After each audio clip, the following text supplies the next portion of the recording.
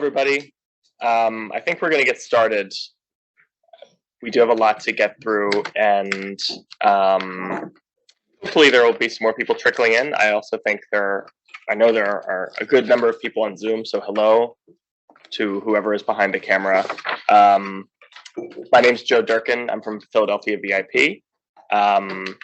If we have not met, please say hello after the training. If we have, also say hello after the training. We'll be sticking around for a little bit, and we'll have time for discussion and questions throughout. I'm hoping this will be kind of conversational. I can introduce everyone to our panelists, our trainers here in a second, but I do have a paragraph that I'm supposed to read, and this will be important for all of you attorneys moving on. This is the agenda for today. We're going to take a little bit of time to introduce ourselves and introduce Philadelphia VIP, which is the organization that I work for and that Ali works for, and that many of you, I think, have volunteered with before or know of, hopefully. And if you do not know of VIP, you will in just a few minutes, because we're going to talk about it for a little while. And then we are going to pass it off to our two good trainers today, John Gaynor and Tiffany McAnany, who are a VIP volunteer and a housing lawyer. And we're going to hear more about them and more from them about eviction in Philadelphia, the nuts and bolts of representing a landlord-tenant client in municipal court, which is the name of this training. That's what we're going to spend a lot of time on. And then we thought we would have kind of a time to talk about the practical, bedside manner of, counseling your client, interviewing the client, what it's like going to municipal court if you've never done that before. Like I said, please, if you have gone to municipal court, or if you never have and you're terrified, please just share questions throughout the program. It will help us teach you things that are actually helpful to you. And it will hopefully allow you to take home some practical information. Hello, I'm just going to let you scan this QR code quickly. So Tiffany and John, I have your bios. Would you like me to introduce you, or do you want to just kind of talk about yourselves? I can do it if you prefer. Well, I was just going to briefly introduce myself. My name is Tiffany McAnany. I am a supervising attorney in the housing unit at Community Legal Services. I've been there since approximately June of 2019. I co-chair the domestic violence work group, and I dabble in a little bit of the subsidized housing, but primarily I spend my time in municipal court. I'm there at least 2 to 3 times a week, just handling general landlord-tenant matters. To follow up on what Joe said, I actually find municipal court to be so chaotic that it's fun. And so if what you don't know is fine, because it's so chaotic, nobody's going to know that you don't know, and everybody's there to kind of, answer questions if you wanted to ask them. I'm super helpful if someone reaches out to me, and I don't even have to know you. So I say all of that to say thank you for having me, and I'm hoping that this training will be beneficial, and we will get an additional group of people that are marching into municipal court with me. Yes, I hope so too. Okay. John? Hi, I'll second what Tiffany said. Municipal court is kind of an opportunity to practice your ability at managing some unexpected, maybe unorthodox, sometimes a little bit, maybe not necessarily following the black letter rules as they're written down, but a good opportunity to practice your common sense negotiating skills, and to kind of help folks focus in on what's important and to try and get good outcomes. I am a counsel at Dechert. I practice in structured finance, particularly single-family rental home securitizations and repurchase facilities, but I really care about landlord-tenant representations in particular. I'm a part of the landlord-tenant practice group here, which is led by partners Kevin Flannery and Dan Moses. When I started this, under the great Ethan Vogel, way back in the day, it's always been rewarding and uplifting to help real Philadelphians who are in need. And we're really grateful and happy that you're out here today to learn the nuts and bolts of these representations. Yeah, thank you both. John, Tiffany, I think you told me that you've also volunteered with VIP in a past life. John is a longtime VIP volunteer. I'm very grateful that you're both able to be here today. They have a lot to share, and I'm excited to hear their insights about this important work. Ali, do you want to introduce yourself? You are not a volunteer. You work at VIP with me. Yeah, hi, my name is Ali. I'm the landlord tenant staff attorney at Philly VIP. And essentially what my main jobs are to communicate with volunteers, to answer any questions that they may have and different issues that arise. I also have my own small caseload, and we're kind of trying a new approach to get more people interested in landlord tenant. It is a little scary at first, but once you sort of get into the hang of it, you don't need as much time to prepare, and it's all just kind of more fluid. And basically, you know, if someone is interested, but they kind of want to get a sense of it before entering an appearance, they can always shadow me. So I'm available for that depending on, you know, your availability and what my caseload is. But basically here for any questions. And if I can help in any way, just let me know. Oh, there's Cassidy. So I wasn't sure this would be possible, but Cassidy is another person from VIP. Are you able to turn your mic on and talk, Cassidy? Yeah, can you hear me? Yes. So this is one last person we're going to introduce before starting. I just want you all to meet Cassidy because she is a pro bono case manager, and I will let you explain what that means. Sure. So nice to see all of you. I think I've emailed a lot of you. I am a case manager at VIP, which means it's kind of my job to shepherd the case through the workup process and then refer it to a volunteer. So that means I'm doing intakes with clients, getting all of the information from them, getting documents from them, and then on a pretty tight turnaround, often with these landlord tenant cases, I am pitching the cases to volunteers like yourself. So I might be calling you or emailing you and saying, hey, look, I've got this case, or I've got a number of available cases. Are any of them of interest to you? One thing I will say is that I might send out a couple of different cases, but I'm always happy to work with you if none of them work with your schedule. These cases, landlord tenant cases, come in really quickly, and there's often a hearing date within a couple of weeks, which means we constantly have new cases. So if you're interested, but you can't take any of the cases that I have offered, feel free to just reach out to me and be like, hey, here's my availability, or here's my interest area. Maybe you'd really like to help families, or really like to, or you prefer cases where there aren't co-defendants, whatever it might be. Just let me know, and I'm happy to work with you to find a case that matches your interests. And I think that's it. Yeah. Thank you, Cassidy. Please, like I said, let me know if there are questions in the chat because I can't see them. Okay, we are going to get started for real. One last time. All right, so I'm going to talk a little bit about Philly VIP, which I know some of you are familiar with, but I'm going to refresh our mission, especially as it relates to landlord tenant, because this is an important area of our work. It's an important area of delivery of legal services in the city. There's an immense need. If you are not already aware of that, you will be soon, because we're going to go through, you know, some of the statistics, what tenants face in this city. But I just want to first introduce my organization, which is Philadelphia VIP. This is our mission. We were founded in 1981 as a collaboration between the public, legal services sector and the private bar to deliver legal services using volunteer attorneys from law firms or corporations or retired attorneys, people who did not work at community legal services, for instance. This is how attorneys can get involved in delivering legal services to people who need a lawyer but can't afford one in Philadelphia. So I just show this mission statement to bring attention to the powerful resources of the community part, which refers to all of you. That is a reference to volunteer attorneys.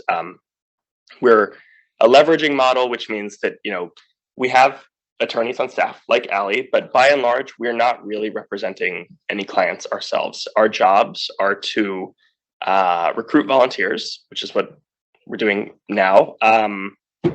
Train volunteers, give people support when they need it, mentorship, also to vet cases for volunteers so that we're not referring some insane matter that can't be handled, like that reasonably can't be handled by someone working in private practice, or we want volunteers to have a good experience as well. So that's a lot of the work that we do.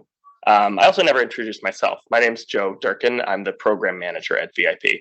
And broadly speaking, I oversee communications and volunteer recruitment, which is why I'm here with you talking about VIP. So VIP serves only Philadelphia, which has the unfortunate distinction of being the poorest large city in the United States. There is about a quarter of our population that lives in poverty. When you look at numbers for children or numbers for who lives in what's called like deep poverty, that numbers are even more bleak. So we're serving a city that has a lot of need, and there is a high demand for affordable or free legal services. And these are things from anything from eviction, which is an obvious case, to things like problems with home ownership. Family law is another area we serve. Even things like that don't, I think, are not immediately evident that there's a need for pro bono services. We have a large small business program where we provide transactional counsel to low-income small businesses. We try to close the civil justice gap using volunteers in as many areas as we think is feasible, where there's no large-scale right to counsel for where people don't have a right to free counsel. So the more people volunteer, the more effective our organization is in closing this gap, and the more clients we're able to serve, especially in cases like landlord-tenant cases. If we don't find a volunteer, those clients, by and large, are not going to get an attorney, from us. And we are, in most legal areas we serve, we kind of call ourselves the agency of last resort, because we find that a lot of our cases come to us by referral from other legal agencies, where people who have gone and sought help, and either because of capacity or the details of their legal problem, they haven't been able to get free legal help at the many other agencies providing help in the city. So they've been referred to us. And so our job is to try to find an attorney to volunteer and take on this person's case. I'm just going to talk to you a little bit about the client population we serve. I think that's the last thing from me. It's not actually, but I'm going to talk to you about this. The people we're serving in these cases are usually making, for a household of one, we found about $15,000 a year is what they're making. Our upper income thresholds, which is kind of how we determine eligibility. It's really, the mission is to serve people in poverty. So it's generally income based. As long as you live in Philadelphia and meet certain income requirements, you're generally eligible for our program. So the upper threshold, I think, is 250% of the federal poverty guidelines, which means, for a household of one, the most financially secure client would be making about $36,000 a year. Household of four would be $67,000 a year. But in reality, we're not seeing clients at the upper threshold of our income limits. We're seeing people who make closer to $15,000, or families of four who make closer to $20,000 a year, and have to survive on that, in addition to having some kind of legal issue that they now find themselves in need of an attorney for, and obviously unable to pay an attorney to help with. So that's our mission. Housing is one big part of our work, and we're going to talk all about that today. We help clients with family law issues, with title issues, people who are being sued in municipal court for debt collection. If you have some kind of business law experience, you can volunteer with our small business or nonprofit program. If you are interested in landlord tenant, you should definitely take a case. But if you're interested in something else that we do, please talk to me afterwards, and I can tell you more about that. This is the actual last thing that I'm going to talk to you about, and then we can get into landlord tenant. You've heard from Allie, you've heard from Cassidy.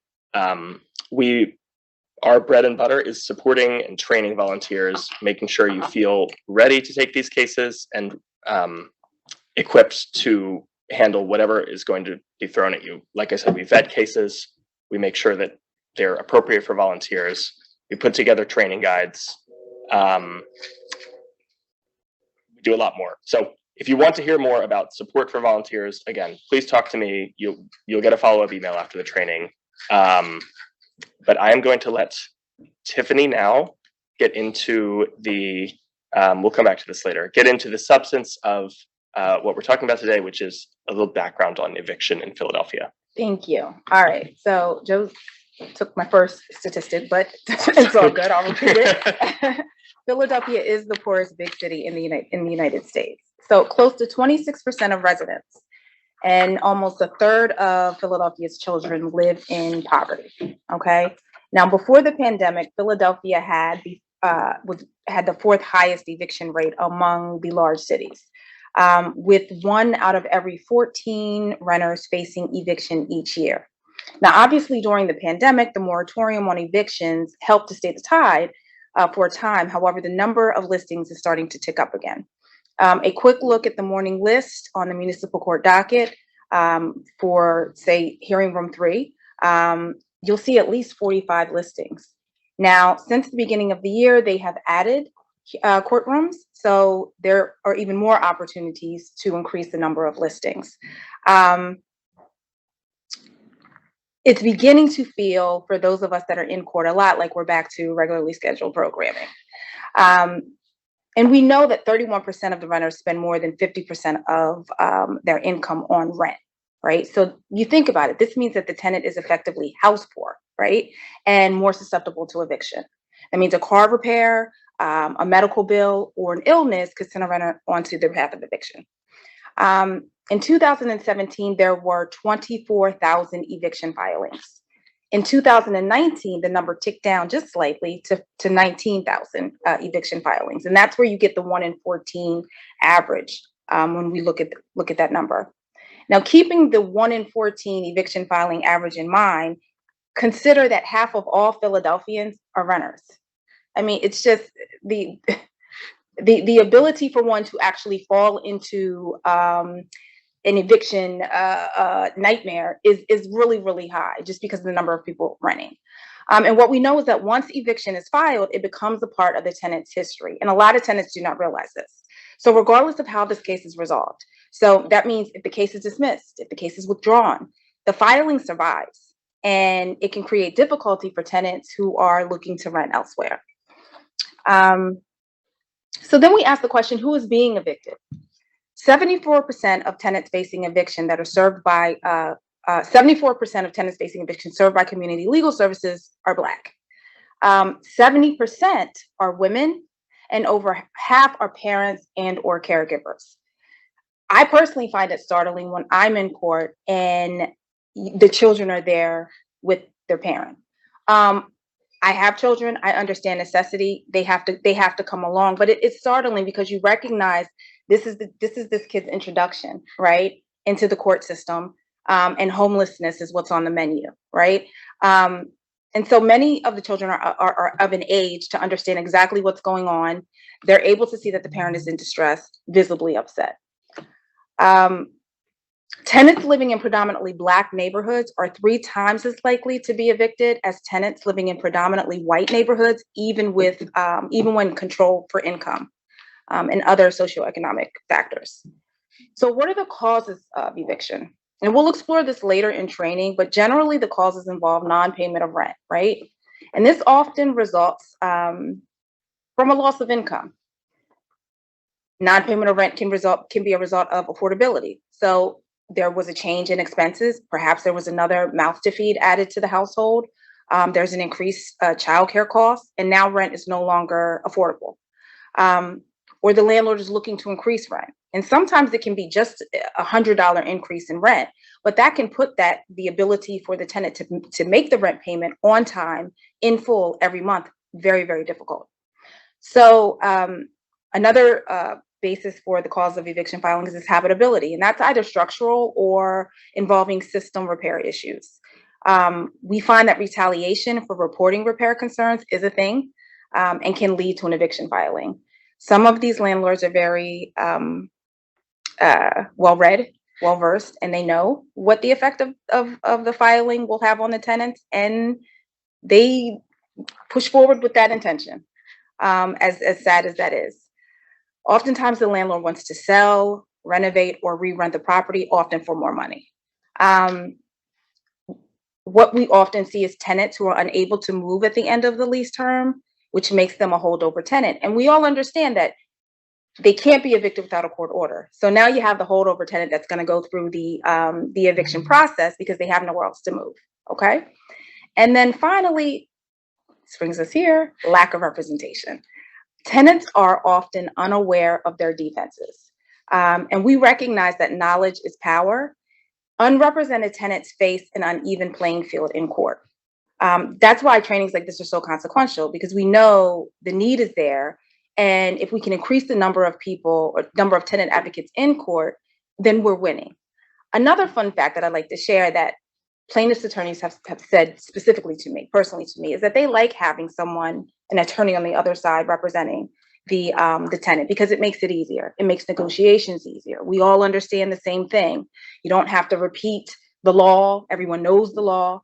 And on the back end of that, the plaintiff attorney feels better that they're not going to have blowback, that the tenant didn't understand what it was that they were discussing. They didn't understand the agreement, even though they go through a third part. There's the agreement. If you end up with an agreement and it's right in front of court staff, you still will have tenants come back later if they breach the agreement or unable to meet the terms and conditions in the agreement, saying, well, I didn't understand it. So plaintiff attorneys, typically most of them, would rather have someone on the other side. It makes it easier. Okay. That's the end of that section. I don't. Okay. If I'm talking too fast, please let me know. I have a tendency to speed through things. Forgive me. All right. I am going to move on to right to counsel. So right to counsel. In Philadelphia from 2007 through 2016, and this is where the problem is identified, right? Landlords were represented by counsel in eviction proceedings 80% of the time, while tenants were represented 8% of the time. Unrepresented tenants are significantly more likely to have a judgment entered against them and to face disruptive displacement. What's the solution? The solution was institute a civil right to counsel in eviction cases for low-income tenants. How does it work?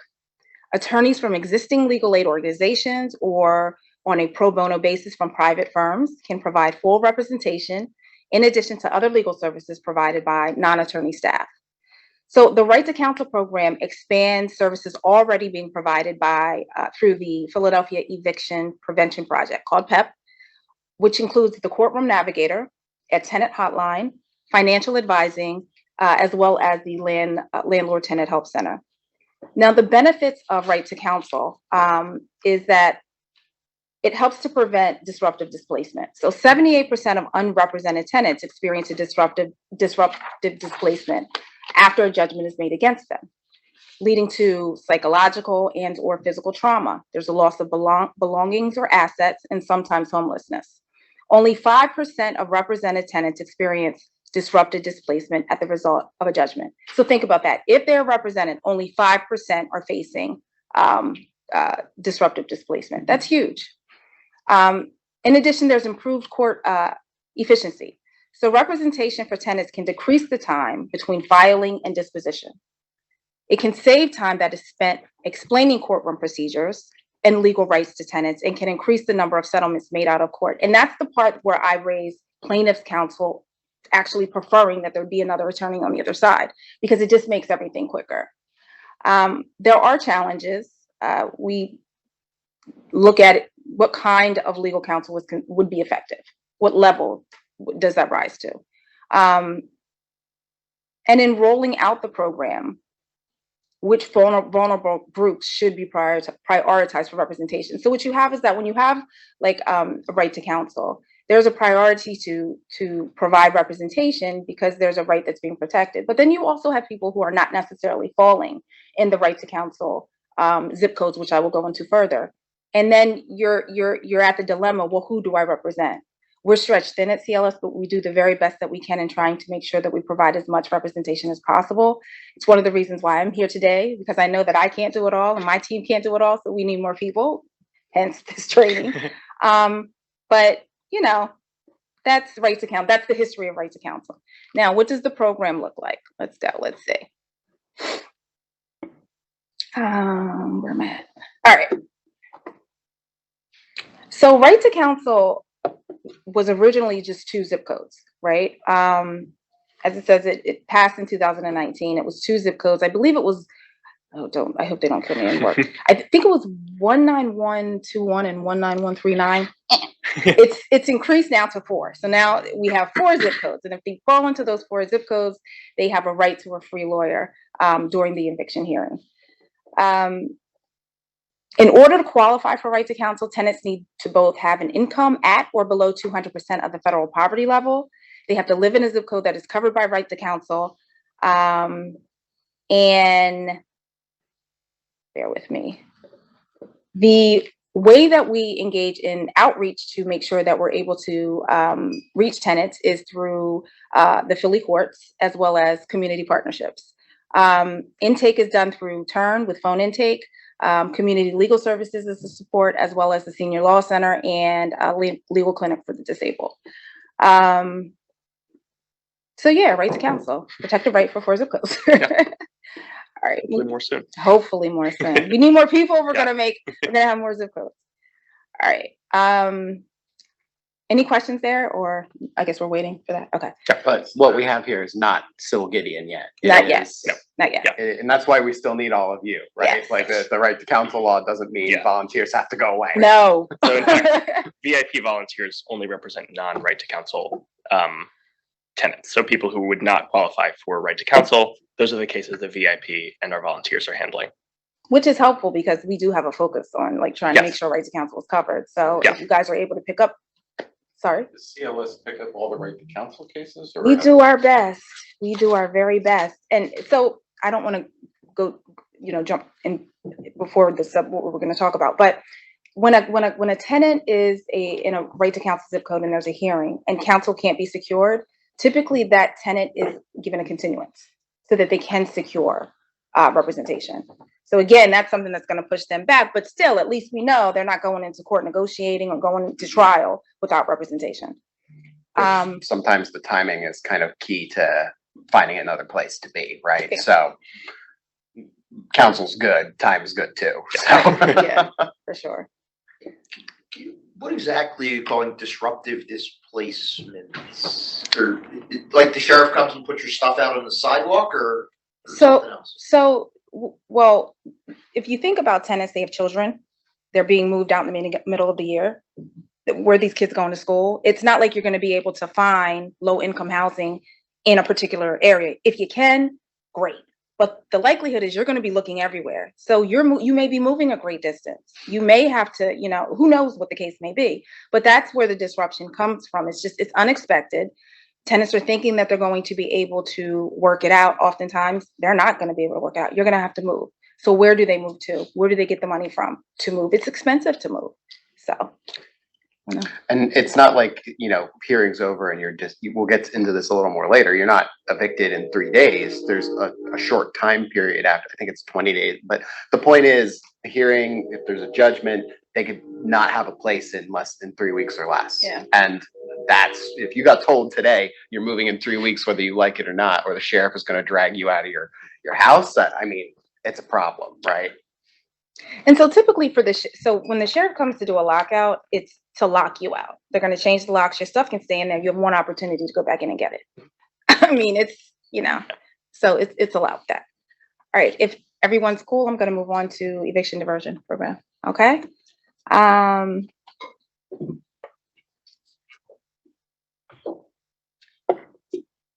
All right, so Philadelphia Eviction Diversion Program. The goal of the program is to reach sustainable agreements, avoid court filings, connect tenants and landlords with resources. Pre-filing is to reduce the burden on court. Are we supposed to click that? Prevent court record with which harms. Thank you. Oh, do you want me to? Yeah. Okay, sure. Go ahead, you do it. Are you going to say that? Oh yeah, okay. I'm sorry. I think we were supposed to, at this time, 10:05, say this thing. So I guess before we get into eviction diversion, this is the first code for anyone who stepped away to make a cup of coffee, come back, write down this code. You need it to get credit. I'm going to leave it on the screen for a few minutes. Tiffany is going to keep talking about eviction diversion program.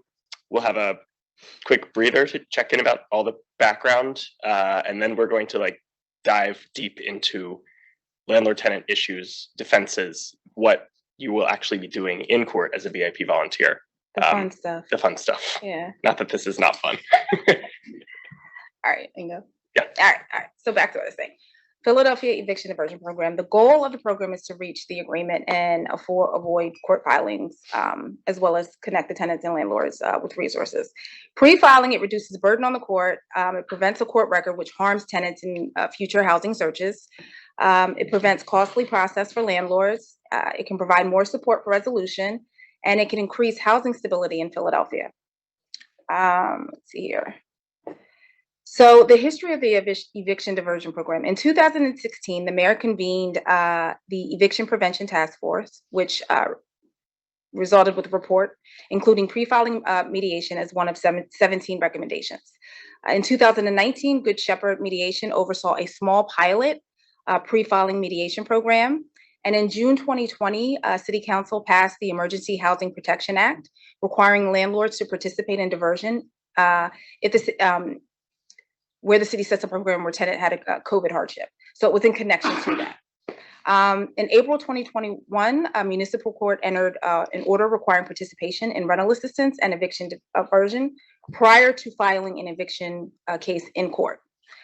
And in December 2021, City Council passed the new EDP ordinance, which extended the EDP program through October of 2022. In January of 2022, in place for the full calendar year, EDP was extended through June 2024. So we're comfortable where we are. We know we don't have anybody coming to snatch it from us until June of 2024. But it requires all landlords to apply for eviction diversion directly for all issues prior to filing eviction cases in court. The landlord must first send notices of diversion rights. And they must provide additional information at point of application. So that means the description of the issue and the rent ledger. And it's highly recommended that they submit proposed agreements too. The hotline will then reach out to tenants and only assign housing counselors and mediation dates when the tenant has engaged with the program. Because although the landlord may start the diversion program, that doesn't mean that the tenant is responsive. So the landlord just has to show that they made the effort, that they've done what they were supposed to do. And if the tenant doesn't meet them at the table, the tenant doesn't meet them at the table.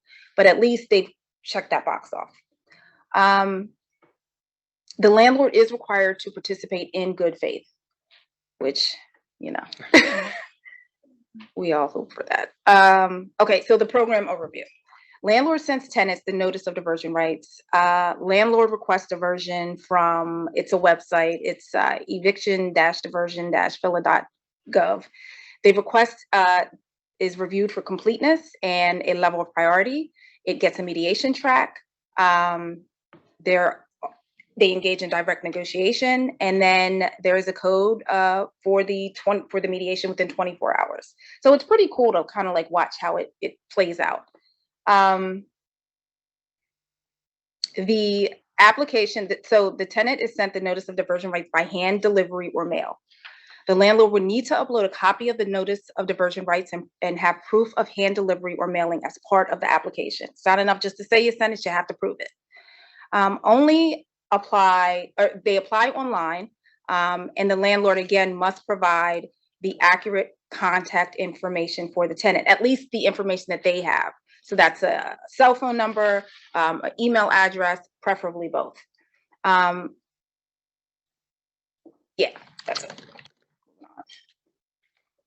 Does this apply to all landlords or just landlords that represent, tenants with, a certain poverty level? This is all landlords. Okay, and are these tenants in the eviction diversion program usually represented? Can they be represented? They can be represented. I've actually participated in a mediation for EDP. You don't often see lawyers from both sides on those EDP mediations, obviously, because you have a mediator there and you let the parties work out. Sometimes the plaintiff's attorney will participate and there may not be an attorney on the other side. But for the most part, you know, if there is representation, you're welcome to participate in that particular program. And it is helpful. I have been successful in getting agreements that ultimately allows for the withdrawal of the initial complaint, right? So that's best case scenario for my client. What type of mail is required for the program? Is it signed mail? Is it certified mail? Is it just the normal mailing process? Well, I mean, obviously you would want to have proof that you sent it. So just saying you put it in the mail, I mean, to me, I would want it certified. I would have expected it to be certified. I don't know how else you would be able to verify that you actually sent the document. But I mean, I'm sure some people would like to just be able to drop it in and go, who knows? Okay, where are we? I'm sorry, I kind of lost my thought. All right, so why do landlords participate in mediation? It's to find a low cost resolution. That's the incentive, right? So you retain reliable tenants, they avoid turnover costs, attorney's fees, court filings, find a solution now rather than waiting months for a hearing.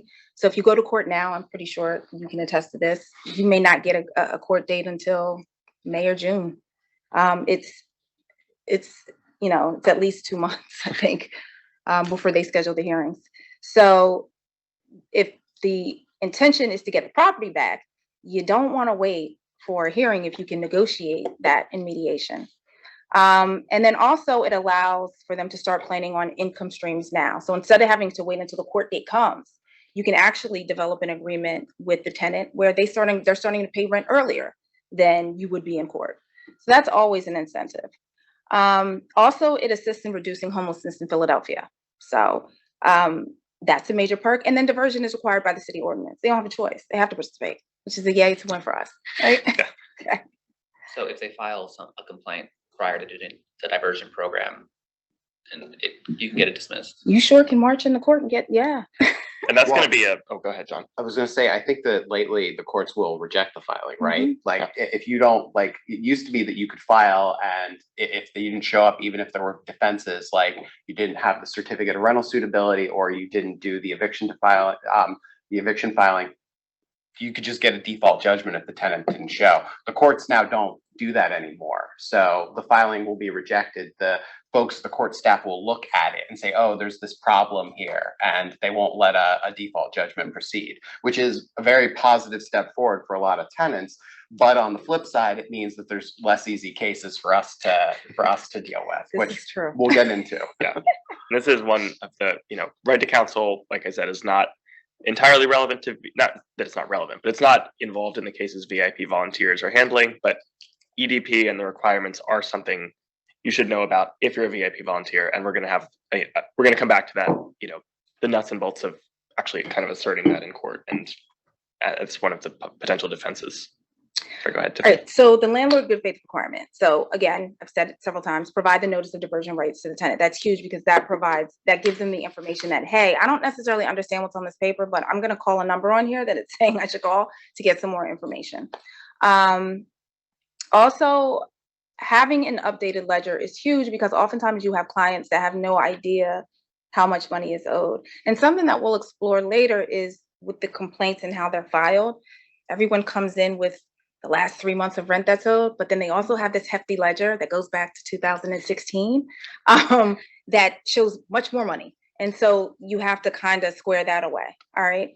So having a ledger, having the tenant have the ledger in hand helps for client counseling, and it also helps them to kind of know what's going on. Again, knowledge is power. So they provide the current and accurate contact information and also respond timely to requests for communication from a housing counselor or the city-funded agency to resolve the issues with rental assistance or reaching an agreement in mediation. Oftentimes what we find is that when you're in the when you're in the court state of things, everyone goes silent. It's radio silence all around. Nobody wants to answer anything. I'll see you in court. Well, you can't amicably reach any type of agreement that works for everyone if nobody wants to come to the table and talk. So again, diversion allows us an opportunity to come to the table before we are potentially in front of a judge to go ahead and sit down and try to hash some of these issues out. Okay, attending mediation sessions as scheduled is another good faith requirement for landlords.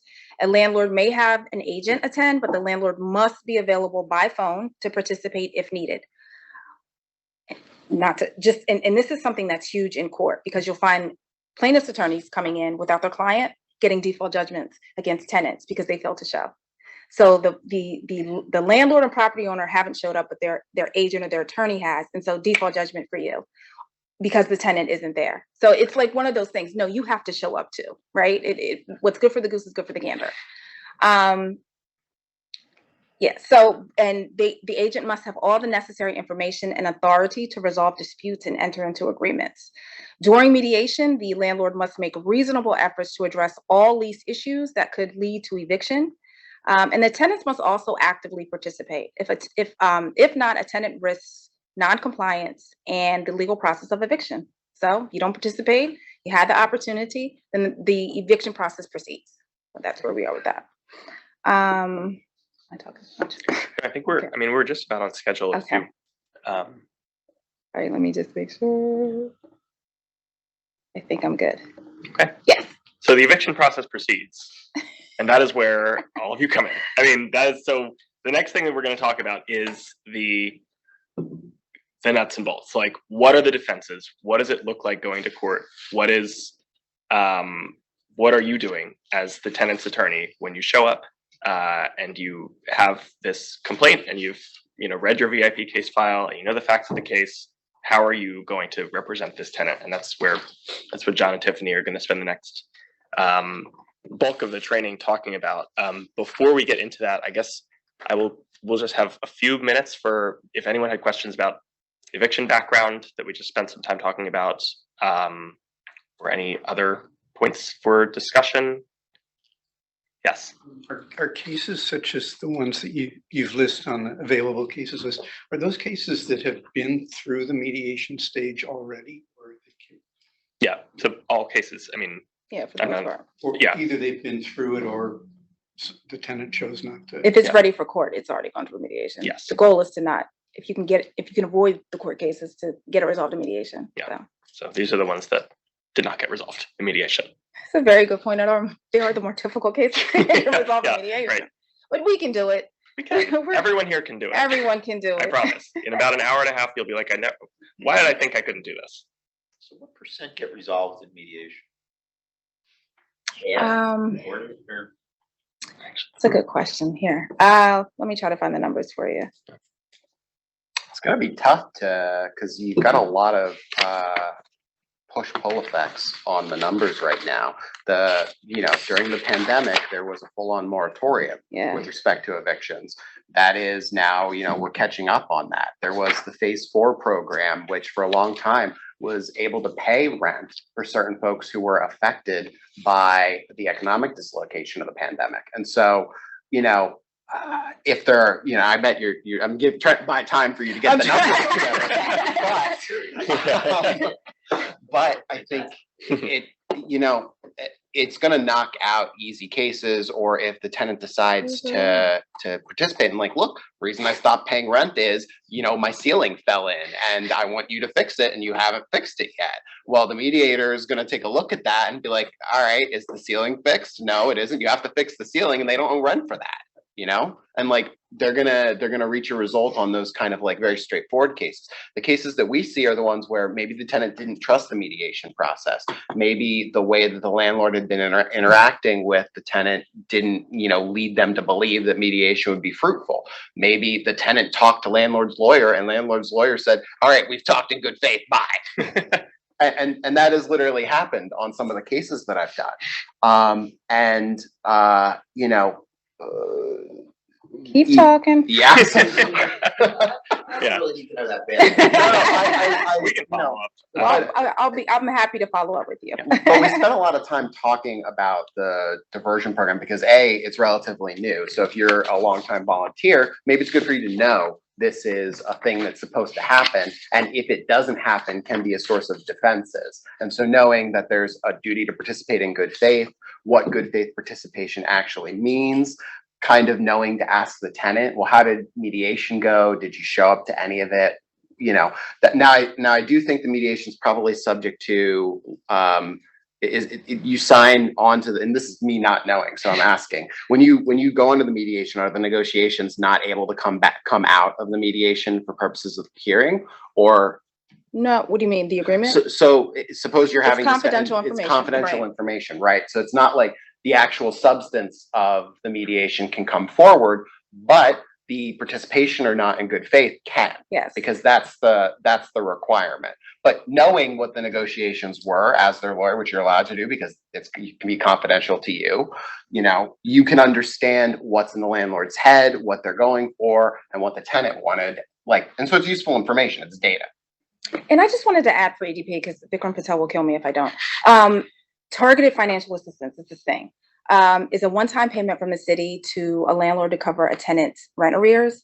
And the application must meet requirements. So the arrears amount is $3,000 or less.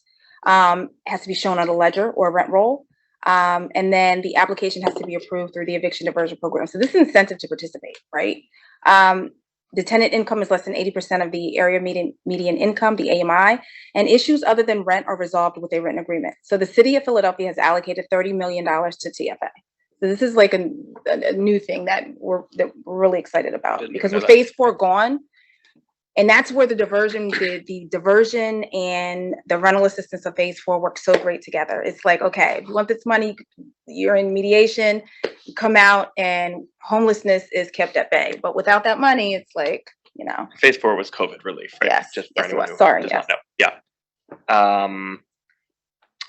Okay, I think we have scheduled a break in about 40 minutes. So until that time, we're going to be talking about all the defenses that are available to you.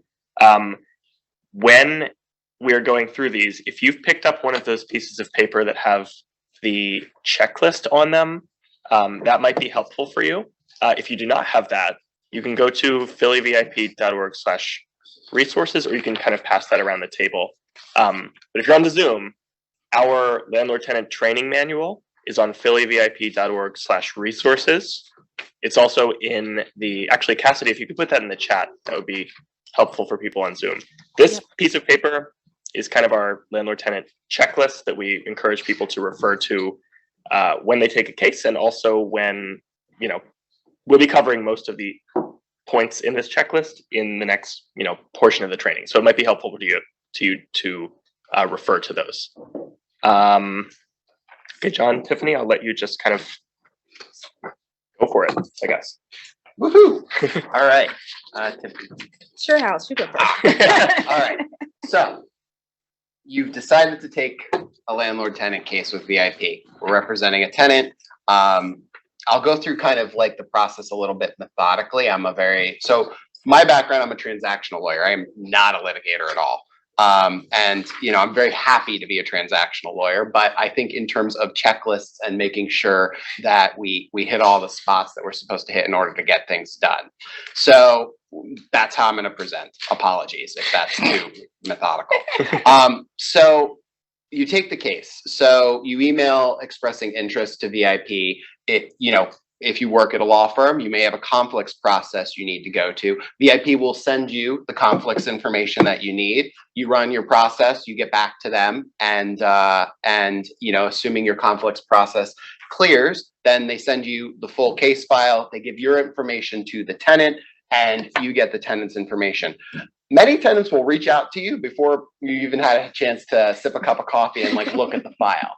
And that is okay, right? Like, and I actually like seeing cases where the tenants reach out ahead of time, because it indicates high engagement and like that they're really focused on trying to resolve this. It also could indicate high anxiety, and that's completely understandable given that they're facing what could be severe, and sudden housing dislocation.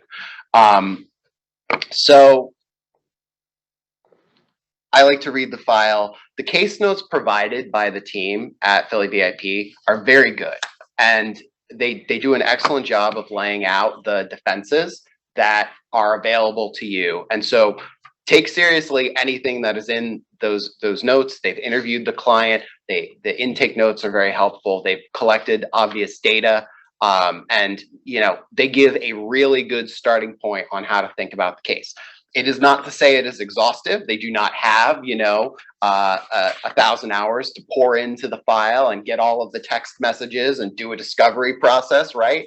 But they give you, a really an expert's first pass on the document. So I really recommend reading those case notes carefully and trying to get yourself familiar with the file. I like to at least have been through the file one time before I talk to the client.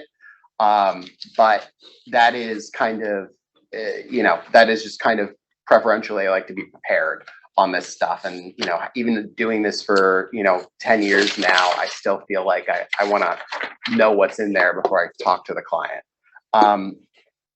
So you've done all of that. You're ready to talk to the client. My experience has been that if you try to use a video conference, software like, Teams or Zoom, they're going to connect while they're on their phone, while they're in their car, like driving around the city. And so it just generally doesn't work out real well. Calling them directly is usually best, although they may not be able to pick up or they may be unavailable.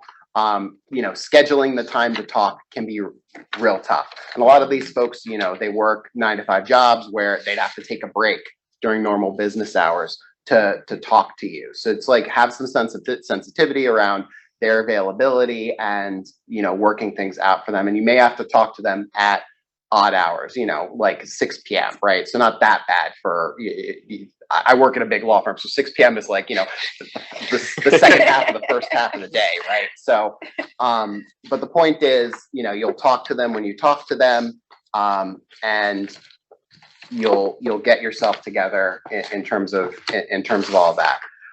The first meeting is really critical and it can set the tone for the entire representation. And so some things to think about when you're doing this. You have some stuff that you have to do, right? So for each of these representations, you'll need an engagement letter, right? You'll need to explain to the client what is in the engagement letter and the kind of terms of the representation.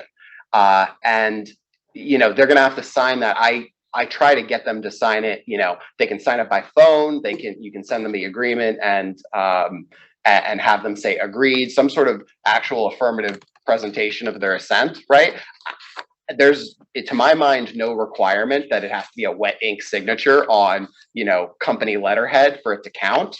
But you do need them to understand the engagement letter and the terms of the engagement. And I mean, they have responsibilities in the engagement, right? They have the responsibility to be responsive to you, to show up to the hearing. If they fail to respond over a period of time, the engagement can be terminated. And it's really sad when all of that happens. But we've had, tenants who you do everything you can to help them, you even get them a good deal. And then they just stop showing up and stop responding or don't fulfill their end. And, then they end up getting, a default judgment or a judgment against them for eviction. But it's important to explain that stuff up front. It's our professional responsibility. It protects us. Another thing to think about is the folks involved are feeling a lot of anxiety or could be feeling a lot of anxiety. They could be feeling a lot of strain. Finding a way to manage the anxiety of another person is one of the most important skills in life, and it's hard in the moment. There are natural tendencies in people to match the energy of the person you're with, and maybe you amplify their anxiety inadvertently. Maybe you're feeling anxious because you haven't done a lot of these cases. You're a brand new lawyer, or maybe, you just do something completely different, right? The bedside manner with which you approach the client can really help set them at ease and help them feel confidence in you and in the program. And if they feel confidence in you and in the program, they're a lot more likely to keep participating and keep going.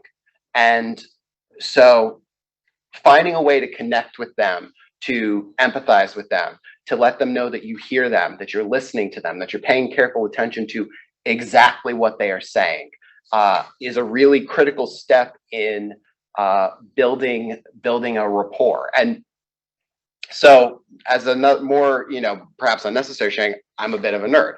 I had a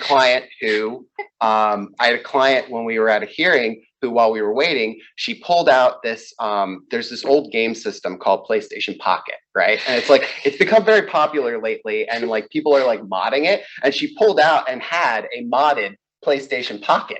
And we were just like talking about the games that she was playing on that and the things she was doing with that. And oh, her son did this. And oh, look at the background she installed. And it's like, I didn't know I was going to have that in common with the client. And it really like built a deeper connection with her.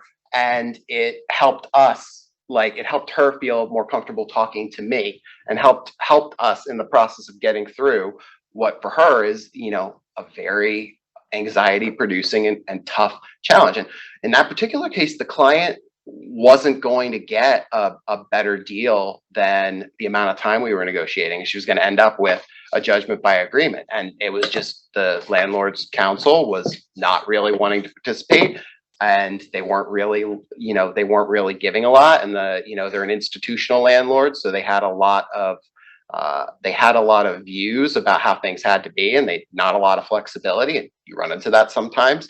But you know, having someone there who was empathizing, who there was a connection with, who was working with them to try and help ease the burden, made something that was very hard at least a little more manageable. And all that is to say, you've got to try to build that from the first meeting. And it's hard. It's not like, you know, but it's the same kinds of skills you do when you're building client relationships. It's just a different set of clients with a different set of life experiences. You know, they're not getting screamed at by the CEO of a big company. Instead, they're getting, you know, forced out of their home. Which is all to say, when you go through, you've got some things you have to do, like go through the representation, get the facts from the client, ask targeted questions based on your review of the case to try and embellish, and build that rapport and build that connection.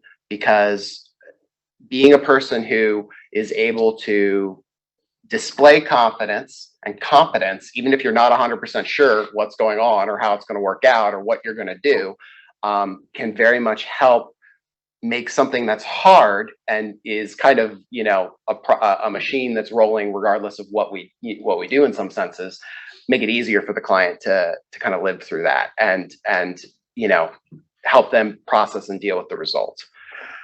So why I said all of that ahead of talking about any of the issues and defenses is just, you know, talking to the client is going to be how you flush out issues and defenses. And you're going to see in the file, in the lease, in the case notes, facts that you can use to build out whatever defenses that you might have.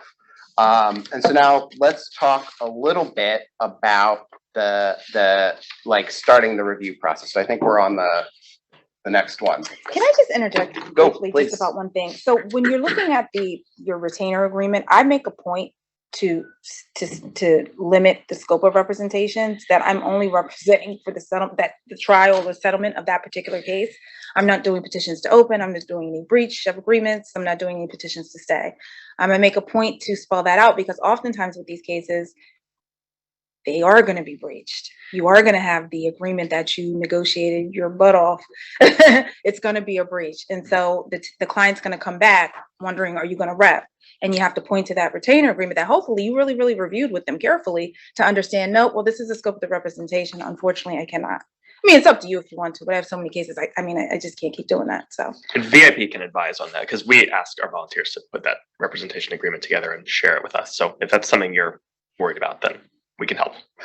Pausing a bit on scope too, you know, you'll be talking to them and the tenant client, and they'll say, oh, well, you know, I also have this employment problem. It's like, look, you do not want me representing you on your employment discrimination action. I'm not qualified to do that. And, you know, it's just outside of what you know, we're doing in this exercise together. And being really clear about what you can do and what you can't do is helpful to them and helps set expectations. And I mean, listening, it costs time, but it, you know, like you can't, I specifically say, like, I can't really help on that one. I'm really sorry. That sounds horrible, you know, and that's just the nature of the thing. But when you're going through the representation, Cover scope, yes. All right, there you go. Great, thank you. Uh. That's why I didn't have the checklist written down. So, one of the first things you're gonna get in the file is the lease, if one exists. Oral leases are permissible. Statute frauds in the state of Pennsylvania says that a lease needs to be written if the term is 3 years or if it's 3 years or greater than 3 years. Sorry, that's a big difference. But the point is that I'd say every single case that I've ever had has had a written lease. Now, it may have an unwritten extension, but at least has a written lease, on the file. So if you've got a written lease, read the written lease. The leases, most of the leases you'll see are year-to-year leases. Maybe they're 6 months to 6 months.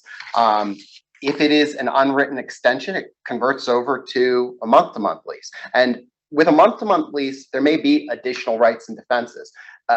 The law in Pennsylvania or Philadelphia says that you can't terminate a lease with a term of less than 1 year without good cause. And so good cause, it has a very specific statutory definition, but it is arguable that once a lease has converted from year to year, from month to month, that good cause requirement starts to apply. Now, a lot of times landlord's going to say, yeah, I've got good cause. They've been habitually not paying rent. Then it goes into other kinds of defenses, but they may have sent the notice to quit before the tenant stopped paying rent. And if they sent that notice to quit for no good reason, now we've got, we have a defense along the lines of, we stopped paying rent because you told me you're terminating the lease, but you're not terminating the lease for any good reason. And so, I've been withholding or haven't been paying. And so that's why this has happened, right?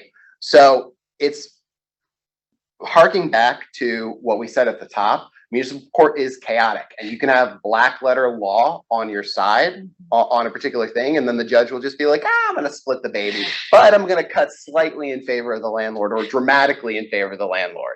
And that is just the nature of how the thing goes. And I think, landlords, lawyers know that a lot of times folks don't have the gumption to go forward with an appeal, and they can get away with it a lot of the time. And I'll say, appeals are hard, they're time consuming. And you can be successful on appeal, but no one has to commit to that. And we're not asking you when you do these to, go to the Pennsylvania Supreme Court and say, but the requirement in the law was that, if you want to, that's awesome. No one will stop you, I think. But all of that is to say, if it's a month-to-month lease, wow, I went a long way around to get back to a month-to-month lease may have specific additional rights related to good cause termination. I mentioned renewal terms. A lot of leases will have in them specified exactly how a lease is renewed. Some leases will have, if it's renewed, there's an automatic rent increase. But if the other requirements related to the renewal haven't been complied with, then it's hard to argue that we renewed on those terms and we instead converted to month to month. It's a little bit of contractual interpretation. And so, look at that in the lease. There are going to be notice requirements in the lease too. Odds are they'll say, they'll give you specifics on how renewal is done, how it's waived, how, breaches of the lease are notified on. If you have issues at the property as the tenant, did you comply with the notice requirements on the lease for that? That's all kind of important facts to have in your head when you're asking questions to the tenant and on kind of making sense of the facts. Does the lease include a specific reference that says attorney's fees are the landlord's attorney's fees are going to be covered? A lot of them do, some don't. What I'll say is sometimes attorney's fees get looped into as additional rent. If attorney's fees are included as part of rent, then defenses against paying rent also become defenses against paying those attorney's fees. Just things to kind of think about and try and make connections together. Pay attention to the utilities provisions. So in the lease, there will be a division that says, tenant pays for electricity, landlord pays for water and heat. Sometimes we have seen landlords try and put utilities that are not their responsibility on the rent ledger as amounts owed. and paying attention to what's required in the lease can, help you knock off a couple of $100s on what would otherwise be, a tough case to win anything on. It makes sense also to pay attention to what are breaches of the lease. Obviously, breaches of the lease, non-payment of rent, but there are other kinds of breaches like having more guests, loud parties, noise complaints, quiet enjoyment of other tenants, not giving access when the landlord wants to show the place to a new prospective tenant, not giving access after reasonable notice, those sorts of things. And having those facts and having all of the bad parts of the case understood will help you kind of figure out what you need to do when it comes time to negotiate with the landlord, and so that you're not caught off guard when you sit down to negotiate and then they read you the riot act on all of the things that they think the tenant did wrong, and you weren't prepared on any of it, so you're caught off guard. Okay. If I may, just habitual non-payment as reference is a fave for some of the plaintiff attorneys down there, because that gets you past the good cause, right? And they will put habitual in front of anything and make it a problem. So that helps with the good cause. And to your point, another thing you'll see is that the landlord is selling the property, right? So if they're selling the property, that's the good cause, except the landlord should also be aware that he intends to sell the property. I have had cases where the plaintiff's client was not aware that they were going to sell the property, but the attorney, that's what they put in the notice to quit. So I absolutely try to piece through and talk and see if you can figure out what is the root cause for why this eviction is being filed. Oftentimes I find you really do have to look at the lease and really, really read it. Because to your point with utilities and who's going to pay water, you'll have clients that have been paying water for years, only to find out it's not in their lease that they're supposed to pay water. It was actually the landlord's responsibility. Checked off, biggest day right there. But they've been paying it because either they don't have the lease in hand because they've lost it, or they're just doing what they were told to do because homelessness is a frightening thing and I just want to stay on my property. And then on to the ledger where you referenced the attorney's fees. They're buried oftentimes in the ledger. So like with the addition of EDP, the cost for the attorney's fees has increased significantly. Whereas before it might have been like a $400 charge. Now it's up to like $800. I was in court earlier this week and the attorney charged $2,000 and he said it hasn't been contested yet. But that's insane. $2,000 for the cases that we're on. I mean, that probably was more than what the landlord was seeking, right? But that's the type of things that we're dealing with. So like the lease is huge, making sure that you really, really look at the ledger. The ledger is the bane of my existence because they never make sense, which is why ask for it beforehand if you can. Because to get in court and have a ledger dating back to 2016 and you're trying to figure out who made payments, I swear they make the ledger confusing so you cannot figure it out on the spot. You're going to be in a world of hurt. So try to be as prepared as possible beforehand. Quick ledger war story. So we had a client who got phase 4 assistance and the money came in and it was $1,000 short. And I was like, well, you got phase 4, you shouldn't have brought this. And it was like, well, you were $1,000 short. We had read the ledger ahead of time. The $1,000 was his attorney's fees on the ledger. And I was like, sir, that $1,000 is your fees on the ledger before the suit was even brought. And it wasn't properly brought because under the phase 4 program, you're not allowed to start an eviction process until 90 days after the payment's been received. And you were clearly starting that. So we can get into all of that if you want to. But the point is, having read the ledger, I knew that phase 4 didn't short the landlord. I knew that it was because they improperly already had the attorney's fees on there already. And so paying attention to the details, getting the ledger. I mean, I will have the ledger like popped into Excel and redo the math myself and like reset it, right? Just because I find it so hard to read and I'm not used to reading financial statements like that, right? So do whatever you need to do in order to understand the ledger, but understand the ledger because it really does help in these representations. All right.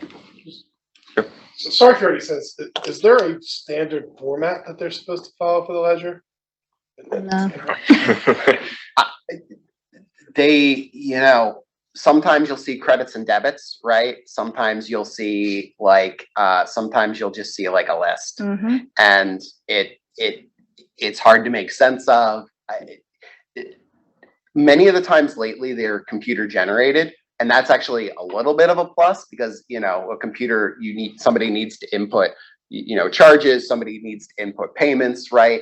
And not all of the payments are going to make sense to you. And there's a bunch of additional fees tacked on, you know, like paying online through the portal has $1 charge. So it's like, you know, it's a lot of noise, right? Paying by credit cards a 3% whatever fee, right? So there's no standard format. Lately, they're computer generated so that they can make some logical sense. But it's always a challenge. And Tiffany's right, like they are the bane of your existence. I have not met anybody who likes reading those ledgers. I also think it's like putting lipstick on a pig. Like the fact that they're computer generated, I feel like it's just to make you think that they actually know what's on the ledger. But it's still a mess. You know what I mean? So like, I appreciate that it's typed neatly, but you still do not know what is on that thing. So yeah. Completely fair. Stepping back just a second, as someone who hasn't done one of these cases, the ledger that you're referring to, is that a legal delivery requirement? Because I don't envision landlords sitting there and maintaining. I mean, I envision them plugging the rent into their software or whatever. But when you say the ledger, what exactly is that? Sorry, go ahead. It's a regular ledger where you have charges, payments. Like it's general accounting principles apply. I mean, do it for a particular tenant. For a tenant. And so typically what you have in court are landlords that have a lot of properties, right? Mm-hmm. And so they have these systems in place. It's not like a lot of mom and pops. I get your point, but they have the system in place. And so they are generated, and it for each tenant, each unit, it has whatever the charges will be. If the tenant has been there a long, long time, it's going to go back a long, long time. Something I've noticed, and I would impress upon everyone to be careful of, is that you'll have cases coming to you where the ledger goes back years. This may be the tenant's third time in court with the same property. They have had maybe a JBA that they signed before, which should have cut the ledger off. Okay. So saying if they moved in 2017, they went to court, they had a judgment by agreement that if they met it and they paid everything, would have zeroed out the balance of 2019. Yet here we are in 2022, and the ledger that I have in front of me goes back to 2016. There's no word, there's no mention or anything of the fact that there was a JBA that preceded it. So like you really have to check the docket for your client's name to see if there's anything else up there, because you will have a plaintiff's attorney. And I don't think that they intentionally mean it. A lot of these attorneys are getting new clients. So the client would have been represented by a different plaintiff attorney, and here comes a new one. And so it's all of this shuffling. And so they may not understand, but I do find it a little underhanded to think that you would bring in a ledger that you clearly have already litigated a portion of it, seeking that same amount of money. I mean, isn't that like, I feel like there are judicial principles, and not that the municipal court will necessarily follow those, but But that's if you're getting in front of the judge. So when we're negotiating, I'm seeing that, right? And so we're negotiating for an agreement, and I'm saying, hey, I'll say the attorney's name, buddy. This is what I noticed. And we're going to resolve that, and I'm going to shame him in the back in the negotiating room, but the judge is not necessarily going to be privy to that. So something to consider. Yeah, sometimes too. So like when you're looking at the ledger, there's a present, and it'll be in the handbook, right? So this is, and it's small for everybody in the room. You'll be able to like see it larger, but on the complaint, there is a portion kind of detailing what they're actually claiming. And that amount may be different than what's in the ledger. And so you should think about why the landlord's not trying to claim amounts before a certain date. It could be because they know they weren't licensed for those dates and the court rejected the timing.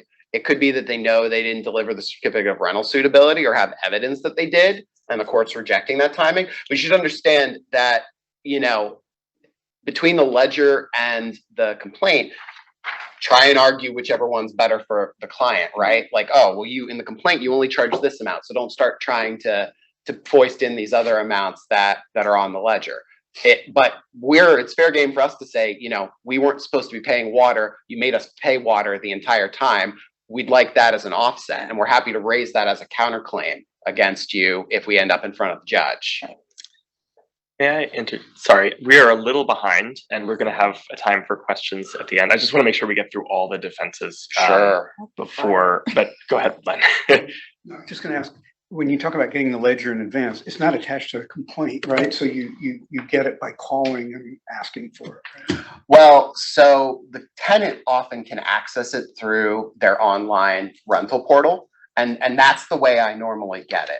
And if the tenant's particularly having a hard time with computers, I will ask for their login and password to their online portal so that I can download it myself. But you know, they'll often have it emailed to them every month too. So, you know, there are a lot of different ways that you can get access to it. It won't always be attached to the complaint. But it is something, you know, there are certain defenses where the ledger is actually required, or certain claims where the ledger is required from the landlord. So if they haven't actually provided it, then you can raise that as a deficiency, but then they may just seek a continuance to remedy it. We'll get into that a little more later. Let's talk about some really common and powerful defenses that everyone should know about. In the city of Philadelphia, you are not allowed to collect rent if you do not have a valid license, a housing inspection license or rental license. You can check the status of a landlord's renter's license for a property by going to the LNI website. I think it's like li.phila.gov. Is that right? Google Philadelphia LNI. You can literally search a property address and it will bring up who's the landlord. It'll bring up the licensing status. It'll bring up if they currently have a license or not. The LNI website is not good about giving you gaps. So it will tell you current license. It may tell you when the last license ended, but it's not necessarily a good, like if they didn't have the license for a month and then renewed it, you're not going to necessarily get that on LNI, but use the LNI website. I take screenshots of the LNI website too, just so that I have them for court if something changed, so that I can say, you know, when I took the case, you weren't licensed. Now today I see that you are, right? Those cases are rare these days because the licensing requirement is actually enforced at the filing phase, but you should check this yourself too, because you never know. The other element of this is a requirement that went into effect in 2011, where landlords have to provide a certificate of rental suitability that's dated 60 days prior to the inception of the tenancy. For a long time, landlords just failed to do this, and failing to do it meant that you just had a complete defense against payment of any rent. Different, local, different judges came to the kind of conclusion that if you already paid the rent, you waive the right to get the claim on certificate of rental suitability. Though there's some case law that contradicts that slightly, it's a tough issue to get a judge to say, by the way, I'm raising a counterclaim in the amount of $12,000 to cover all of the rent I ever paid to this guy, right? At municipal court, you may be jurisdictionally limited to make a claim of that size, and also it's tough to you'd also have to file that counterclaim in writing, which timing wise we don't always have the luxury of doing. But it can at least get you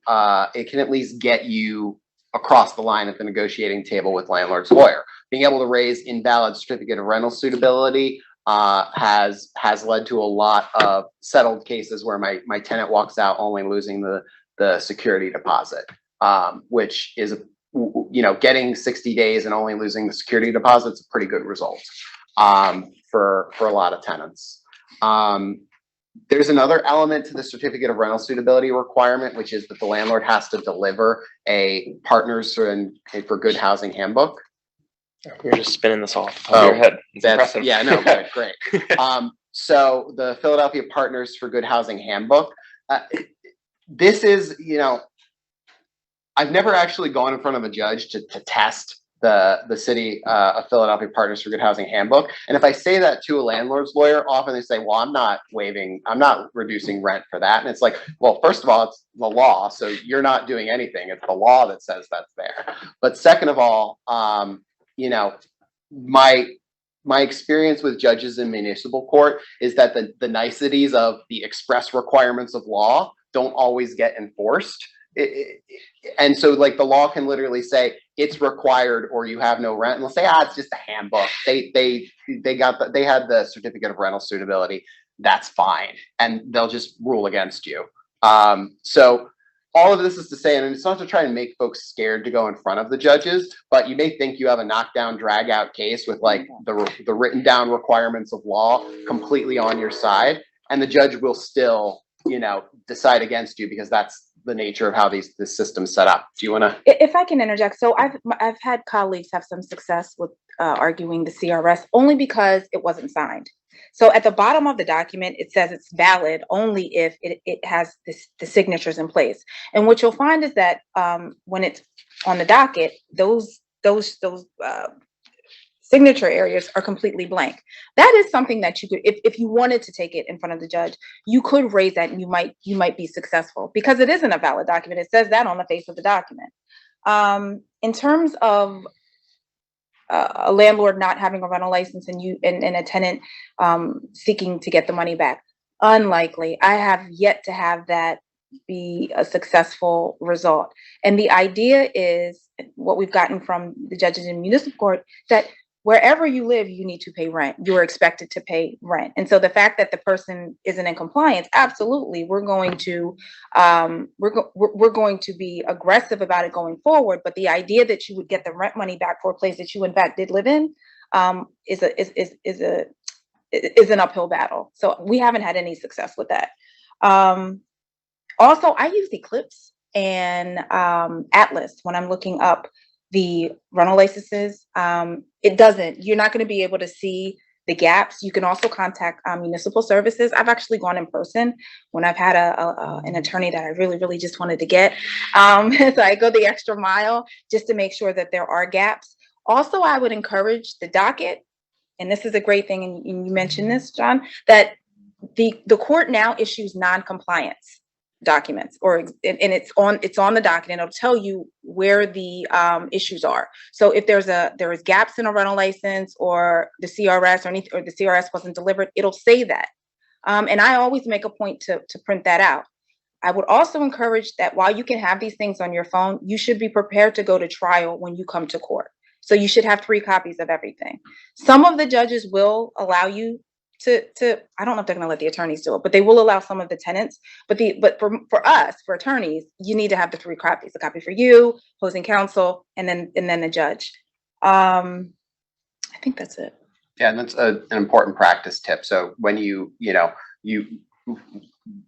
anytime you're going to municipal court for one of these hearings, you should be prepared to go in front of the judge because that may end up being where you are. And so any of the defenses that you're raising, any of the evidence, even the code sections that you're relying on to make your claims, you should have them printed out, prepared, tabbed, highlighted, and ready to go in front of the judge. And, picking out the specific words that you are relying on, like must be signed, right? Mm-hmm. Like highlighting those helps to kind of like emphasize the argument because we've had experiences where you go in front of the judge, you hand him the statute, and then it just goes straight to court staff. They never actually even look at it, but at least you can hold up the thing and say, must be signed, right? Highlighted. So highlight here, judge. Maybe they'll look, maybe they won't.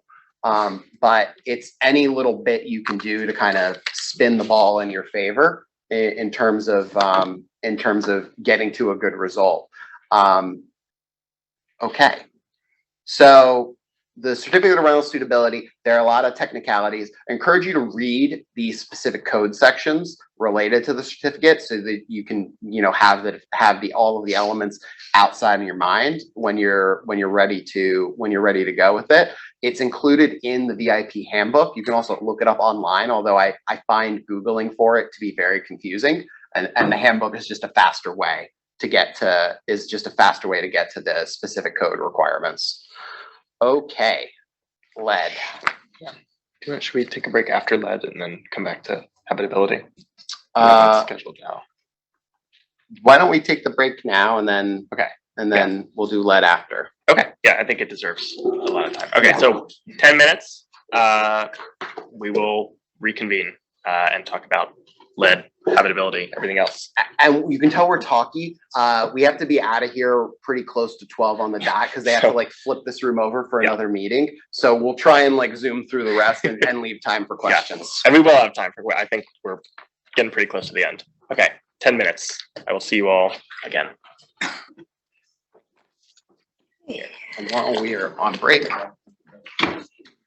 Oh yeah, thank you. The mute. All right, hello again, everybody. I think we should get started. Restarted. Before I hand it back over to John and Tiffany, I just want to mention something that I might not have time to mention at the end, which is that if you are not a current VIP volunteer, and we have not sold you yet, or we have sold you, but by the end of this training, if you'd like to sign up to volunteer with VIP, am I audible on the? Oh, I'm unmuted. Okay. There is a volunteer enrollment form somewhere over there floating around. If you're here in person, yes, please. There's a limited number of those, but it's also online, or you could just talk to me. I think we're going to follow up with everyone by email, whose email we have afterwards. So the next steps for getting involved, you and I can talk, you and Allie can talk about what happens next. But I wanted to make sure I reiterated that before we got back into the thick of it, because that is really why we do these trainings, is to get people signed up to volunteer who are interested in volunteering. And like I said, if you appreciate all the information about landlord tenant, but it doesn't seem like it's for you, we can talk to you about that, and we can talk to you about other types of cases that we support volunteers on as well. There's also a landlord tenant case list that we printed out. Those are our currently available upcoming hearings. They come in pretty frequently. We'll have more probably in a week or two. So, it's just, they keep coming. They're always more.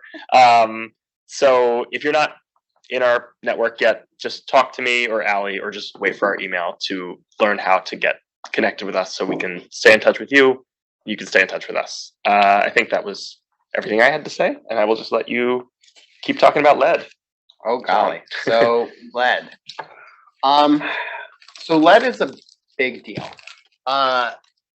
There are federal laws impacted on lead. There are local laws and municipal code ordinances with respect to lead.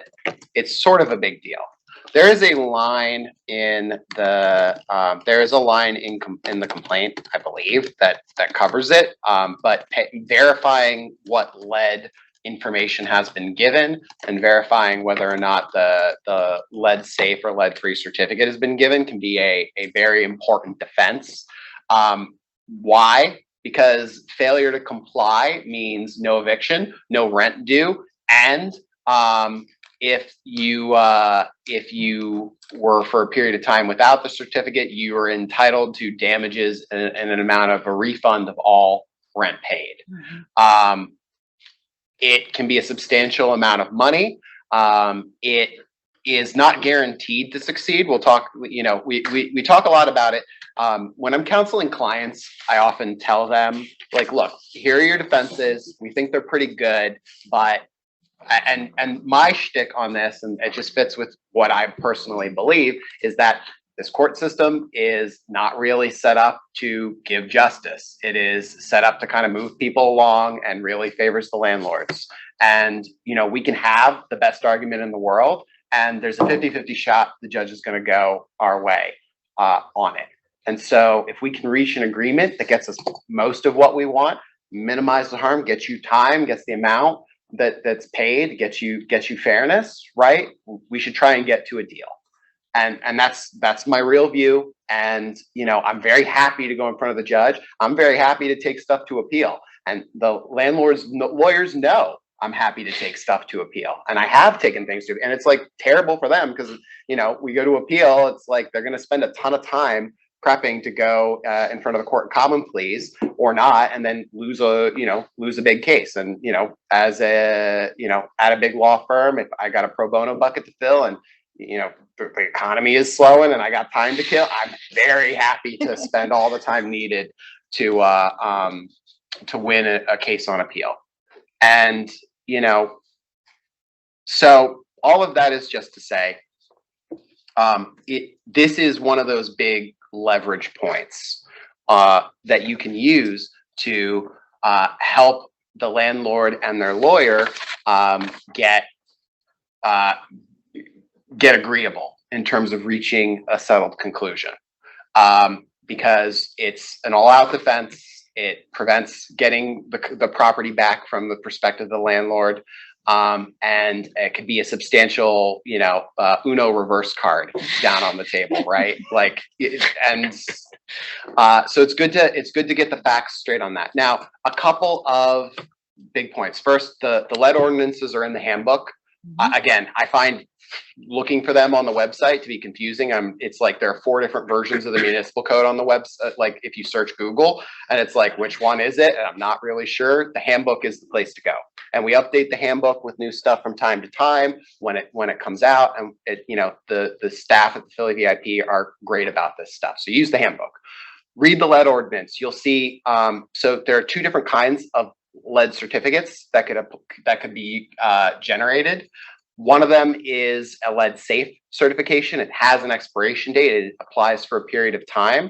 The other is a lead free certificate. A lead free certificate never expires. And so if they have that, they're kind of golden for purposes of the certificate itself. It used to be the case that if a child under 6 lived in the property, you had to give either lead safe or lead free at the inception of the tenancy. That's no longer the case under the new lead law anywhere in Philadelphia at this point. I think all the Philly zip codes are covered now. I think they all have been phased in. Yeah. It's been a process. So the lead law, you need they need to provide it. And if they fail to provide it, it is what it is. And, the other thing is when the lease renews, if you weren't required to provide it at the start of the lease, but then the lease renewed and now you are required to provide it, they can, it's very easy for even institutional landlords to miss that. And so it is a good place to kind of look at, and the reason it's on the checklist is a pretty powerful defense. Is the judge going to give you, the $12,000 in back rent? I wouldn't counsel your client to get their hopes up on that particular outcome.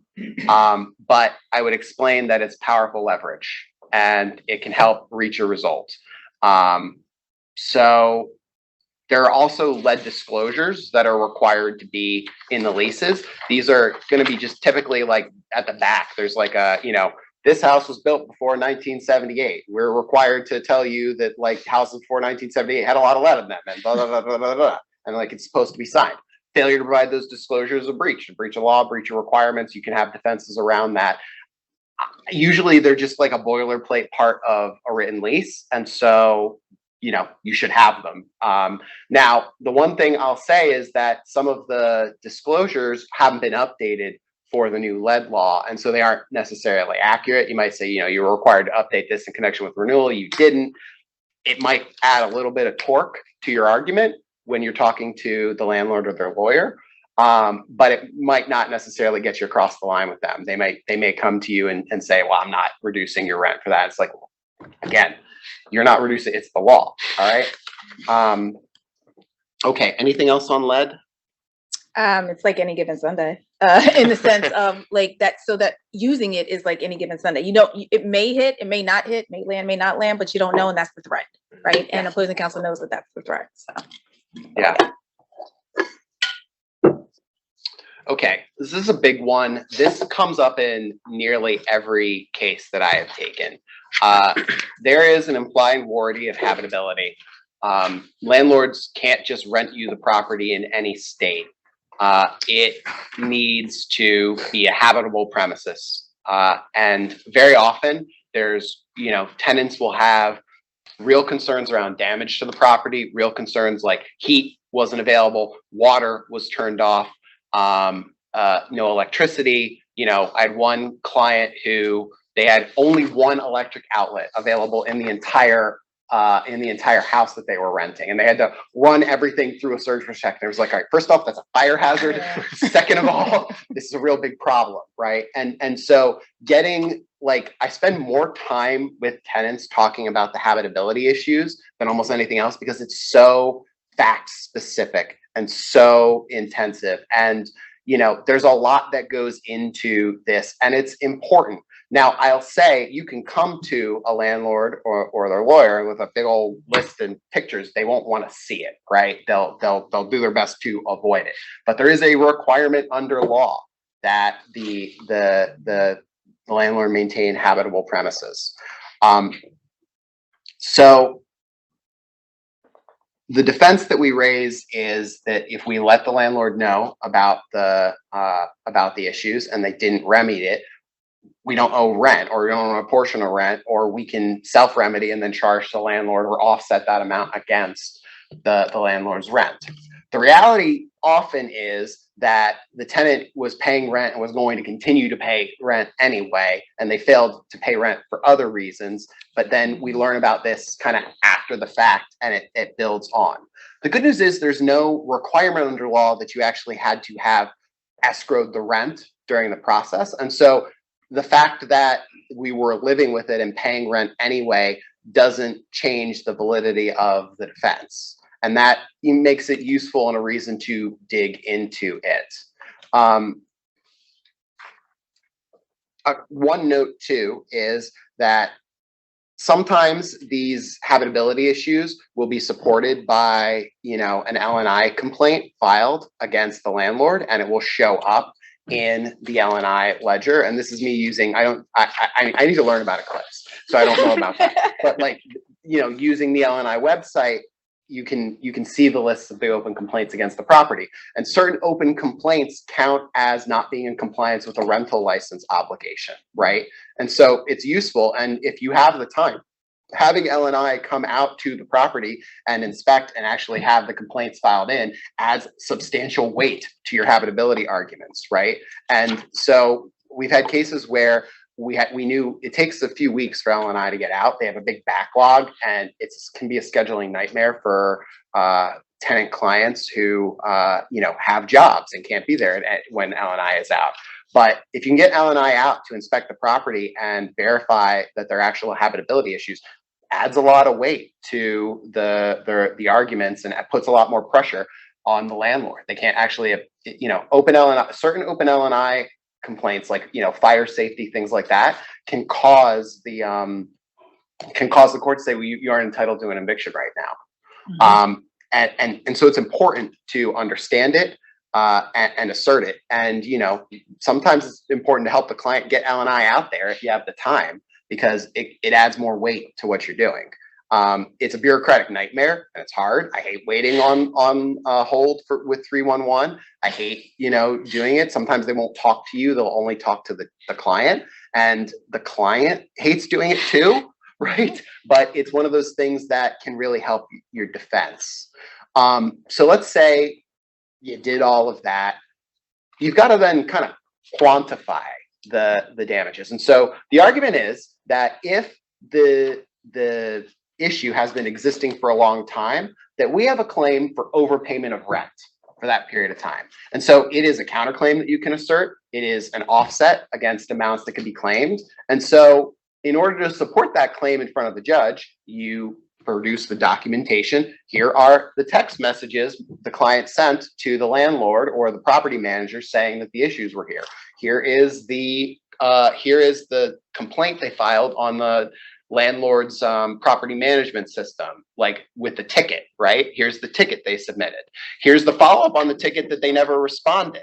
Here's them saying it's not an issue and we're not going to fix it, right? Like, bring receipts, because the receipts matter. The receipts don't turn it from a he said, she said situation to a I have the documentation, refute it. And that, again, helps you be successful in making these claims in front of the judge. And often coming with the receipts, the landlord's lawyer won't want to look at them, but, you know, having them there can be an element of persuasively making the case that you're ready to go in front of the judge, and that you know, like, the deal you're presenting is really your last, best, and final, right?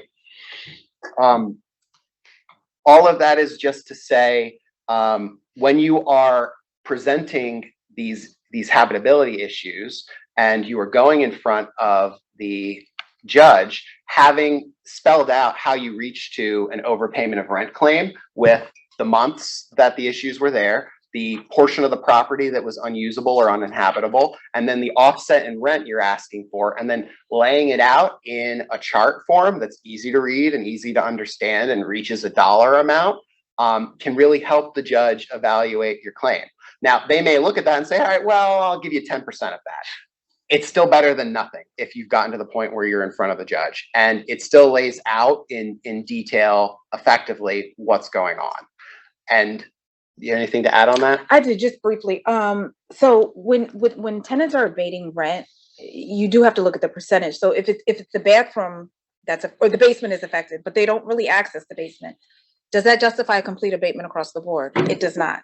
And then so when the issue is that oftentimes our clients are not escrowing, they don't have the money. So if the judge looks and apportions that, okay, well, I believe there should be a 10% reduction. The tenant doesn't have the money for the remaining, they have an escrow. So that creates a problem when we're trying to fix it at the end of the case. Yeah. Also something to consider is that L&I takes 20 days to come out.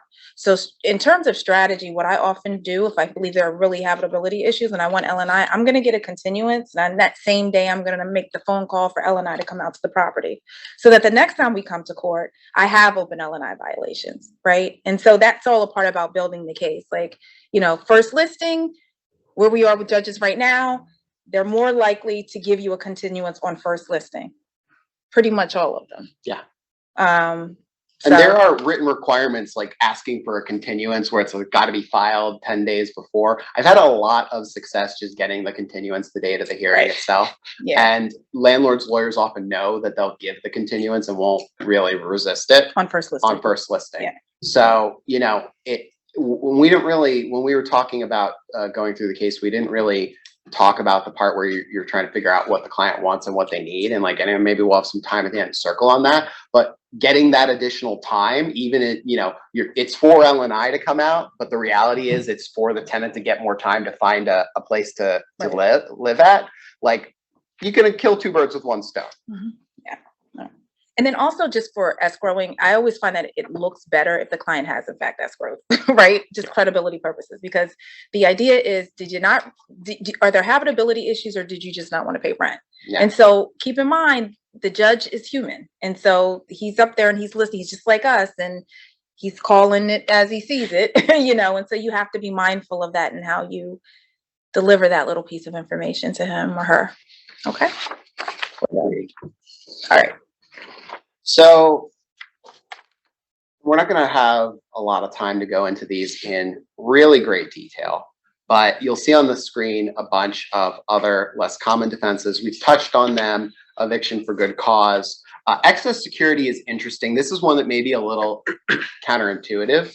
Under law in Pennsylvania, or in Philadelphia, I think it's Philadelphia, you can't keep a security deposit in excess of 1 month's rent longer than a year.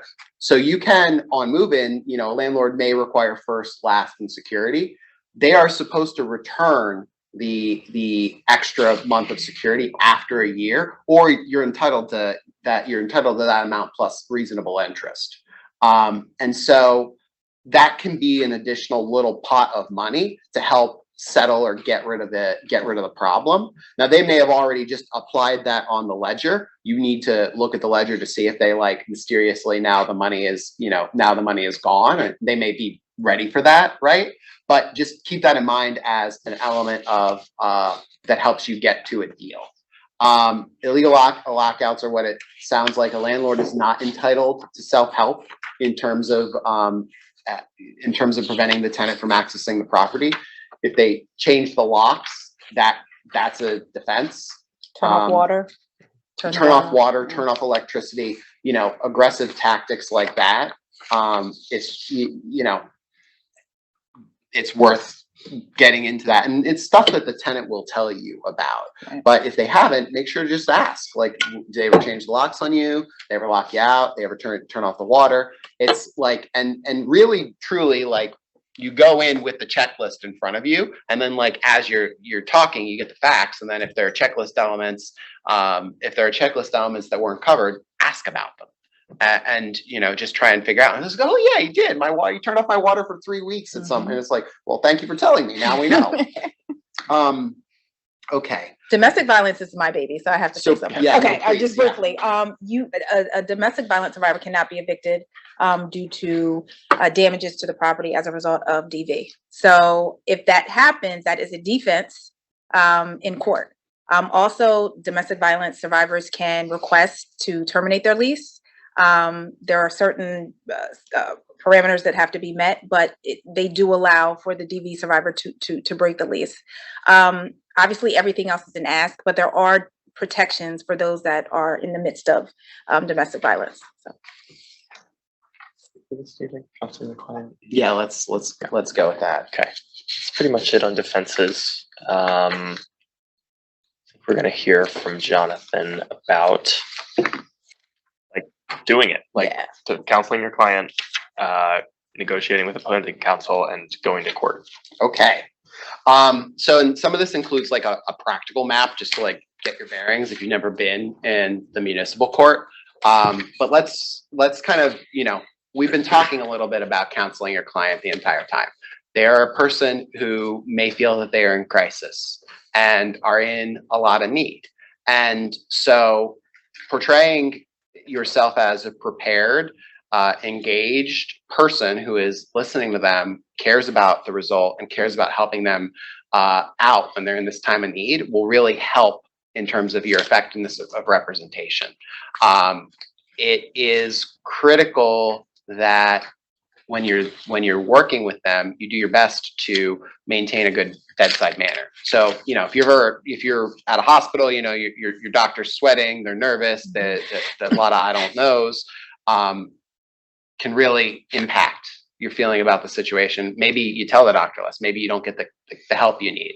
And so what I'd say is, as you are working with clients, really slow it down and give yourself the opportunity to kind of listen to them, hear, and kind of like ask natural follow-up questions and ask things. For me, I like to have the checklist in front of me and I go through and I take the notes and, all right, you were talking about this. I want to, before we move on to the next thing, I got a question here, but connecting with the client, really listening to them, figuring out where they are is really important. An element of this is trying to help figure out what the client wants and help kind of temper their wants with what reality is likely to be. And so, like if they don't want to move out, you can maybe achieve that, but you maybe need to tell them like, look, you have all of these defenses, but from a practical perspective, the landlord's really not going to want you to stay if you tell them you want to pay none of this back rent, right? Like as a reality, we can, those two things are just inconsistent. So you need to kind of help them understand what you can do, what is achievable, what the system will allow in a way that helps them feel empowered, because it's not that you're telling them what can and can't happen. You're helping them make a choice based on what reality is. And having that element to it can give them a lot of confidence and also take pressure off of you, because you're not doing it. It's the system. It's just, this is what will happen. This is what they will do. This is what they will agree to. There's a person on the other side. In terms of finding out what the client wants, I think more time is good, right? Like more time is something we can work with a lot of the time. But you need to kind of like help folks stay on track, right? Like if they say, oh, I need 60 days to move out, I check in with the client and make sure that it's going okay, like 10 days in. How's it going? How's the search going?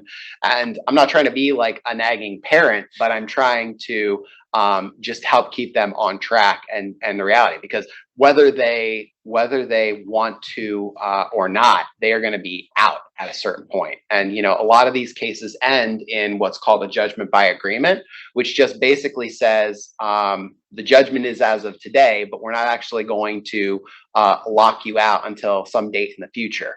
And so if the client hasn't reached the result in, hasn't found a new place in 60 days, that date isn't changing. The landlord can go and enforce the judgment and have them locked out as of the date on the judgment.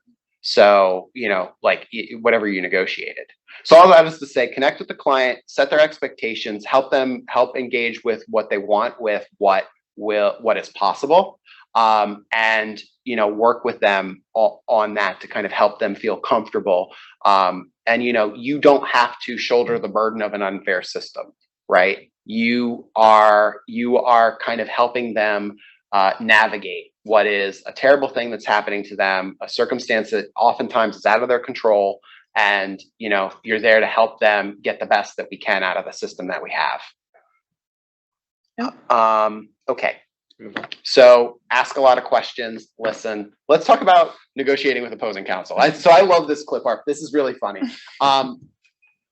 First off, it's inaccurate in so many different ways. Like, number one, I wish I had that much hair still. But anyway, number two, it's hard to even get landlord's counsel on the phone, period. Like, you can call them, you can leave messages, you can write emails. It's great if we can resolve this stuff outside of court and get to an agreement outside of court.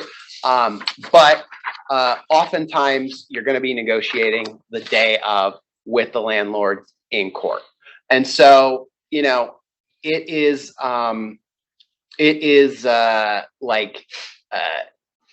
it's possible sometimes to get them on the phone. But my experience has been, they don't really read the emails and they don't really respond to the emails. If you ask them to confirm an agreement that you negotiated and you send it by email, they're almost never going to confirm, even if they literally wrote the agreement with you and the email with you before you sent it to them, right? And that is often are these terms good? I'm going to hit send on this. You got to confirm. They still won't do it, right? Which is all just to say, the landlord's lawyers are sometimes tough to get a hold of ahead of time. Just kind of thinking about things from their perspective, they often come to court with a stack of 10 to 20 cases that they're doing that day. Some of them end up being judgments by agreement, or some of them end up being default judgments. So in other words, they just claim, they win the $10,000 case for their client without doing more than saying, here's the amount and here's the filed case. But a lot of times they're going to be dealing with, screaming tenants who aren't represented, who are there pro se, who are upset, who don't know what's going on. And, it's pretty stressful, right? Sometimes their clients are going to be there too. And their clients are the same as the tenants, stressed, screaming, unhappy, and they've got to manage all that. All is that to say, empathy for your client, empathy for opposing counsel, and that little bit of empathy and humanity and respect can help you in getting a better result for your client. Being the one who solves the problem and doesn't add to the problem is, an important element of this. Even if you've got defenses, they don't have to agree that those defenses are real. You can present the defenses and they'll say, I'll take it to my client. And it's that's the most any of us can do too, if you think about it, when they come to us with an offer that we like or we don't. I have never found that, I have always found that keeping the temperature low works better for me, and keeping the, I may feel personally indignant at the injustice of what is going on and what they are saying. I need to keep that tamped down, because very often that's not very effective in terms of actually achieving the result that my client wants. And so when negotiating with them, number one, be prepared with the facts and understand the situation. They may still surprise you and be able to roll with that. And, surprise, surprise, sometimes you can be as prepared as you want, and the tenant will leave out telling you something that is critical to the case, right? And you just go, okay, let me talk about my client with that, and kind of think whatever you want to think in your head. But, you've just sometimes got to roll with stuff. If you put a number in front of them, they're going to fixate on that number and they're not going to deviate from it. So if you come prepared for a settlement offer and you give that number is never going away. They're not going to go lower, and they probably are going to go higher. So it's often best to kind of talk about what you want in terms of things that aren't really movable, like needs more time. Here's why we think we need it. you know, client's willing to work something out, but, you know, there are these problems with the property. And so, you know, and this has gone unfixed. Like being able to justify the offer and set the stage. And it's like, you know, we don't think the full amount's appropriate. We're willing to work with you. If you want to stay though, oftentimes like, you know, what you can knock off is maybe late fees. And it really all just kind of depends. And if you've got an all-out drag-out defense, you know, they're still going to want something to cover their fees and cover their side of this. And so even if, say, you've got a lead defense, and it's a good lead defense, they didn't do what they were supposed to do, it still may not be wise to go in front of the judge because they may find something or surprise you or something like that. So maybe you agree to a judge, you know, you try to avoid a judgment by agreement for reasons we'll get into in a minute, but maybe you agree to something that says, all right, you keep the security deposit and we'll be out in 60 days and that's it, right? And then after we're out, we vacate the judgment by agreement. Perfectly normal result. I'll tell you my experience. Security deposit's pretty okay to give up because I have never seen a landlord actually return the security deposit, even though there are requirements under law that they do so. And if they fail to do so within 30 days, you know, the amount is doubled, right? Or an accounting of their amount. So like, even if you reach an amount, a judgment for a set dollar amount, and even if that dollar amount is paid, that security deposit is never coming back. You can tell me if you disagree. That's true. Typically the judgment by agreements, they're waiving them in there. So yeah. Prepaid rents. Yeah, and that's just to say, like, look, like you can get to, you know, there is like, and I'll say like that result's a pretty acceptable result that I've seen them take, especially if the security deposit covers the amount of their fees and costs, right? And covers some portion for the landlord. Because in the end, the landlord's big motivation is get the tenant out of the property so they can get a paying tenant in and raise rents, or maybe sell the property, or like redo and like whatever, right? Like, so takeaways are understand what's going on for opposing counsel. I like to keep the temperature pretty low, even if they really personally make me feel indignant about what's going on. And to understand that, like, in the end, even if you've got perfect, great defenses, they're still going to try and at least, you know, make sure they get paid, which kind of makes sense in terms of like human motivations. Yeah. Just to your point, I've always believed you catch more bees with honey than with vinegar. If I'm being honest, it's not in my nature to be combative in that way. I always thought lawyering was like being the type of person. That's not who I am.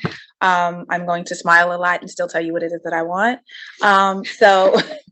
So yeah, you know, keeping the temperature down is important. And also something to think about is that, you know, when you're in court, it's like, again, it's so chaotic. If I make myself, I'm happy waiting. And I think plaintiff's counsel can appreciate that. I'm happy waiting. They have a gazillion cases. Take your time. Go ahead. You know, and before you know it, you're at the end of the shift, and now everybody's like, "Oh my God, what am I going to do with this case?" And then you're there with this big smile, just waiting for them to come on over, because now we have very little time to negotiate, and I'm probably going to get what it is that I want. Also, I think there is something to the art of surprise. I'm not advising anybody else to do this, but I tend to enter the morning of the hearing because I like plaintiff's counsel to think there is no representation. They most often will not bring their client. They most often will not be necessarily prepared. And I then swoop in very prepared to do what it is that I came to do. So all strategy is how you have to approach it in these instances. I'll say sometimes we tell people not to enter until their client shows up to court, because we've had client no-shows. Yep. And so, you know, I like to have a signed engagement letter before I enter in, and I like to enter after the client arrives in court in the morning.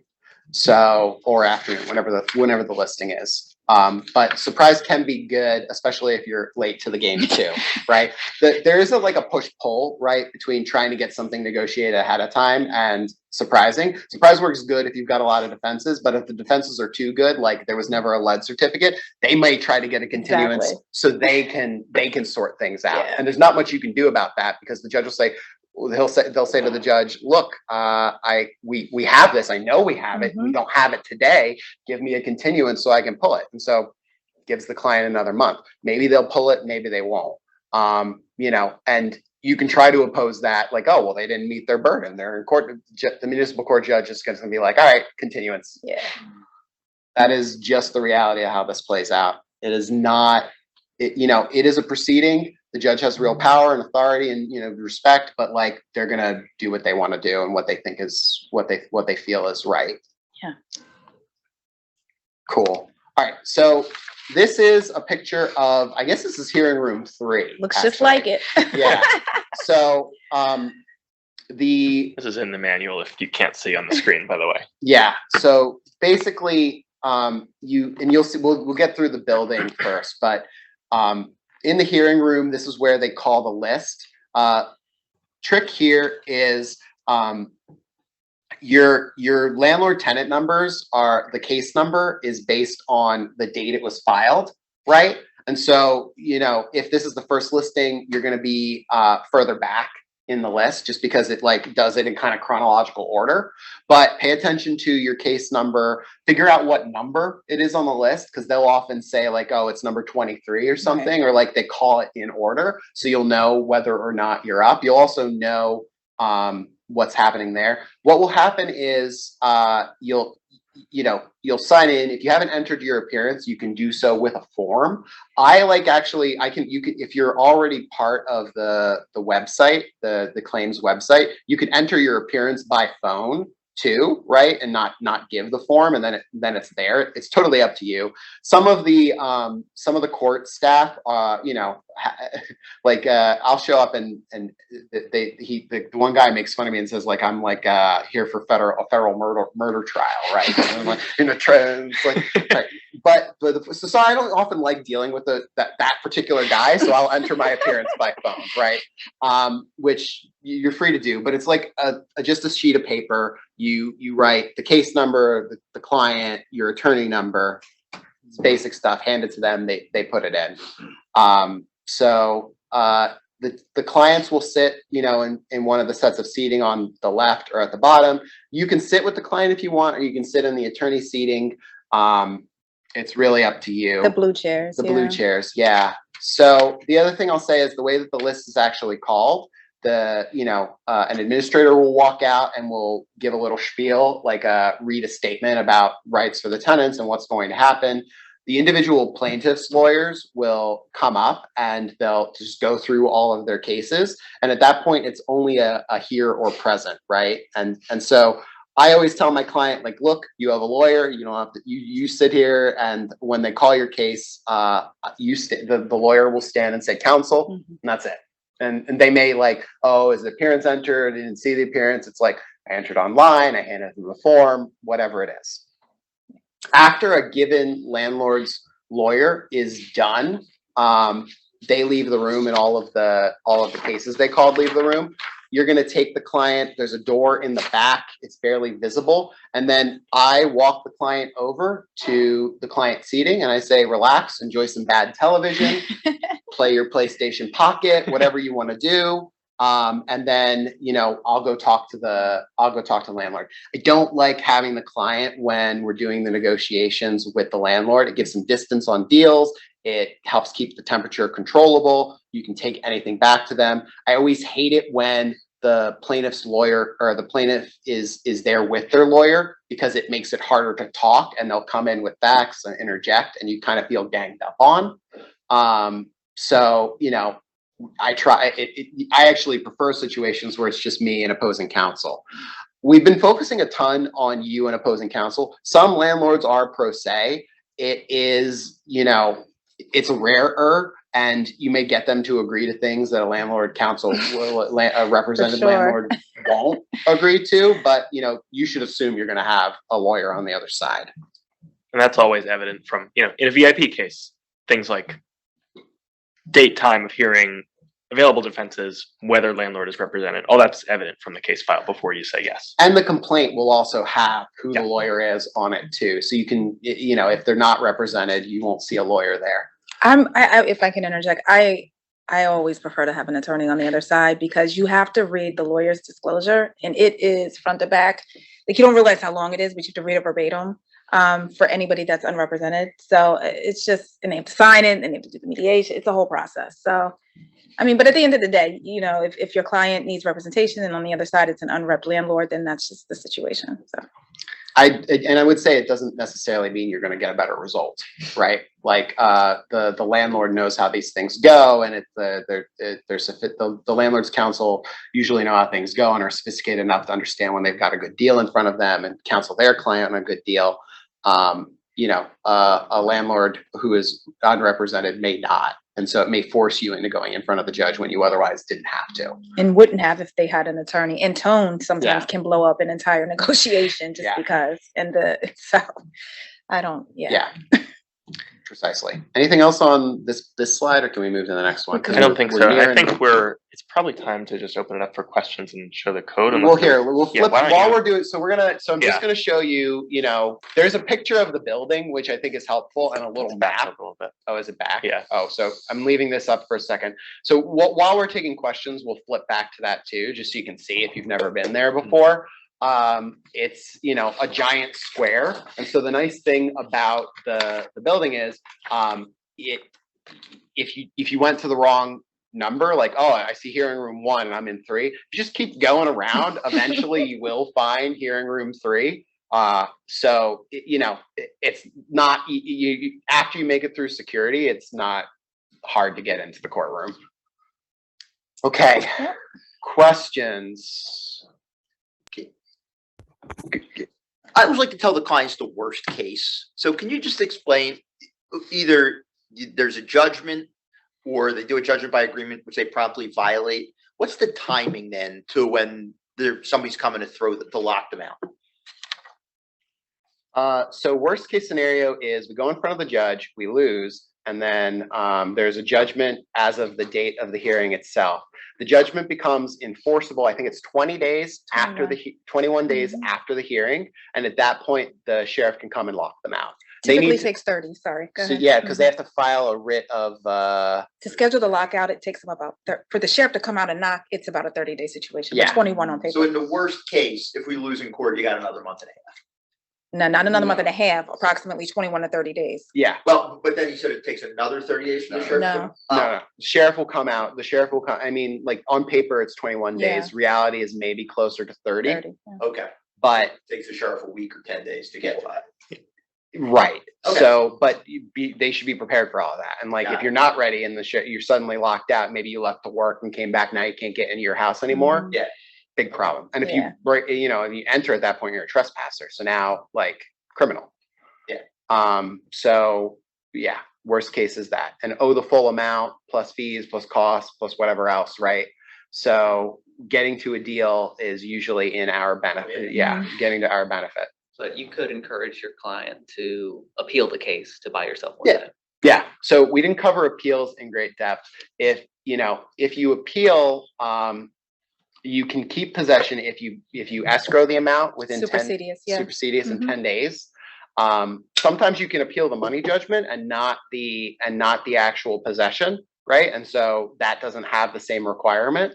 And that has to be filed within 30 days. I believe so, yes. Yep. So if you're appealing a loss, and look, like if you decide you feel really strongly about the case, you're not required to take on the appeal. But if that's something you have capacity to do and want to do, then you certainly can. The process in Court of Common Pleas, that you appeal municipal court to the Court of Common Pleas.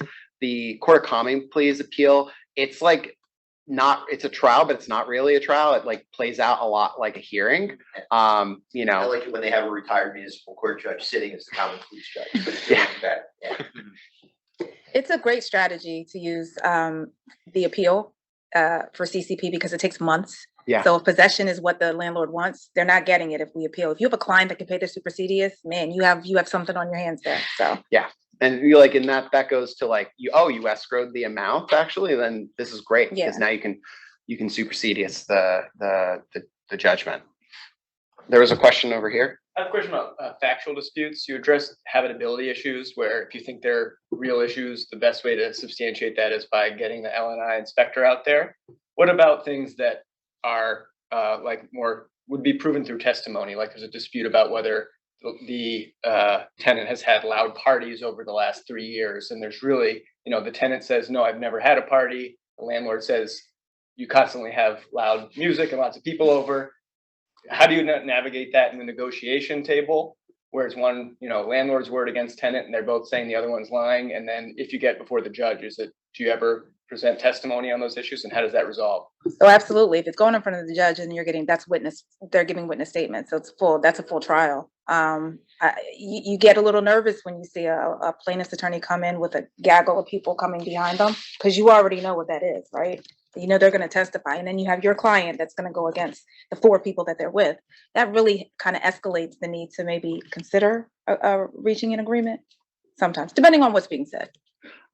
If you don't see a bunch of witnesses, it's tough to, they've got the burden of proof, Yes. right, on this. And so, it's fair for you to ask, all right, so where are the noise complaints to the police? Where are the notices that this has happened? And that's understanding what's in the lease and what's required if there's a breach, understanding what they did. If they didn't do their end of it, then it kind of acts as them failing to meet their burden. So it's like, Your Honor, here are the deficiencies. We have competing testimony, but they didn't do X, Y, Z, right? That said, the municipal court judge is free to disregard all of that and just decide, because it's a landlord favorable environment, that the landlord wins, even if the client is telling the truth. Before we move on, can I answer one question from the chat and do one administrative thing? The question from the chat is, will the slides be made available? And the answer is yes, if we have your email. So if you're in person, please make sure you signed in, or your name is on that sign-in sheet, which I don't know where it is at this point. But or you can sign in through our volunteer enrollment form, again, which is on our website, or just email me or Allie. Our names are going to be at the end of the PowerPoint. I want to show the QR code again, which is in the last slide. Yeah. If you wrote down your codes, this is the time to now sign out and put the codes in so that you can get your credit. If you don't do this, you will not get credit. So take note. Also, this link was emailed to everyone who registered if you need to, do it later for some reason. But make sure you wrote down your 2 codes and sign out using this, or else you're out of luck. Okay. There was one other question from the chat, which was that since EDP started, eviction diversion program started, have you seen more landlord-tenant cases get resolved at the hearing rather than reaching an out-of-court agreement, given that they already tried mediating? I think the vast majority of the cases reach an agreement. I mean, more cases reach an agreement than they do going to trial. When they go through mediation, you kind of already know what the issues are that they weren't able to agree on, right? If mediation failed. So you kind of have a jump start on that, but the vast majority of the cases are terminated by agreement. So hope that answers. What are most of the clients looking for as far as result? Is it like 90% just want more time to get out, or what's the percentage of people that actually come in and say, I want to stay? Some say they want to stay, and then you talk to them about what that means, right? And you say, look, they're asking for $5,000. If you want to stay, we can try and raise defenses, but they may not agree to let you stay at this point if you don't find some way to pay some portion of that. So if you stay, there's going to be a payment plan to make up that back rent. Some people will be okay with that. Some people won't. Some people can't. And when you explain the kind of what's needed in order to make staying possible, then they're like, all right, I don't know if I can do that. And the other option would be to try to get a little more time to move out. And it's like, then you walk them along that road and you kind of talk about how that would go. So as a practical matter, how do you go about monetizing issues with the apartment such that it reduces the rent owed or of a payment of rent? Is there a way that you go about monetizing, like a broken sink or a broken bathroom? But how much of the property are you unable to use, right? So might say 15%. Okay. All right. And see if the judge is going to buy it, I think when you overshoot and you abate complete rent, and then it kind of hurts your credibility. It does. Okay. I think we have time for one last question. I'm sorry because we're on a tight time frame to like turn over this room. Yikes. We're gonna be locked out. All right. Yeah, So we're gonna be. your first experience. Now you can have real empathy with it. If anyone, so Dave, your question about client's goal, I encourage everyone to look at the case list that we brought. Case summaries from VIP, we try to lay out all the facts, our understanding of what the client's goal is. Like I mentioned, Cassidy and Allie are interviewing these clients before we even make them available to VIP volunteers. So you have some sort of summary of what is going on and what the client says that they want at the time of that interview.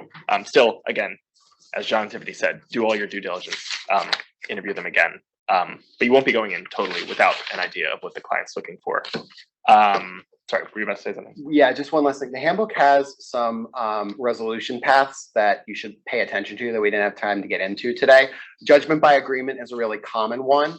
Another one would be reaching a kind of settlement agreement where the complaint is withdrawn. Those sorts of things, it's important to understand. In some cases, clients are concerned about a judgment being on their record for credit purposes or for finding a new place to live. A lot of times landlords these days search. The issue is that if the court case has been filed, the damage is mostly done because they search the dockets kind of directly. Reaching a judgment that is a judgment that's termination of term and gets vacated upon compliance, right, is an okay outcome. And some landlords will take that as like, look, we had a disagreement, we agreed to terminate the term, I gave them a judgment so that they would feel comfortable, and then I complied with what we agreed to, and here's the evidence of that. Some folks will let that happen. The way to counsel clients on this, though, is like when you're applying for places, do not try and hide the ball because a lot of landlords search these days. And if they search and they find this stuff after and you didn't tell them, trust is gone, and they're not gonna talk to you anymore. So important point on helping them find a new place. I'm sorry it came at like 4 minutes over, but here we are. Thank you. Thank you. Thank you all. Yeah. I'm happy to loiter in the hallway if anyone has questions about volunteering. Allie, I think you can probably stay for a few minutes. But thank you, everybody.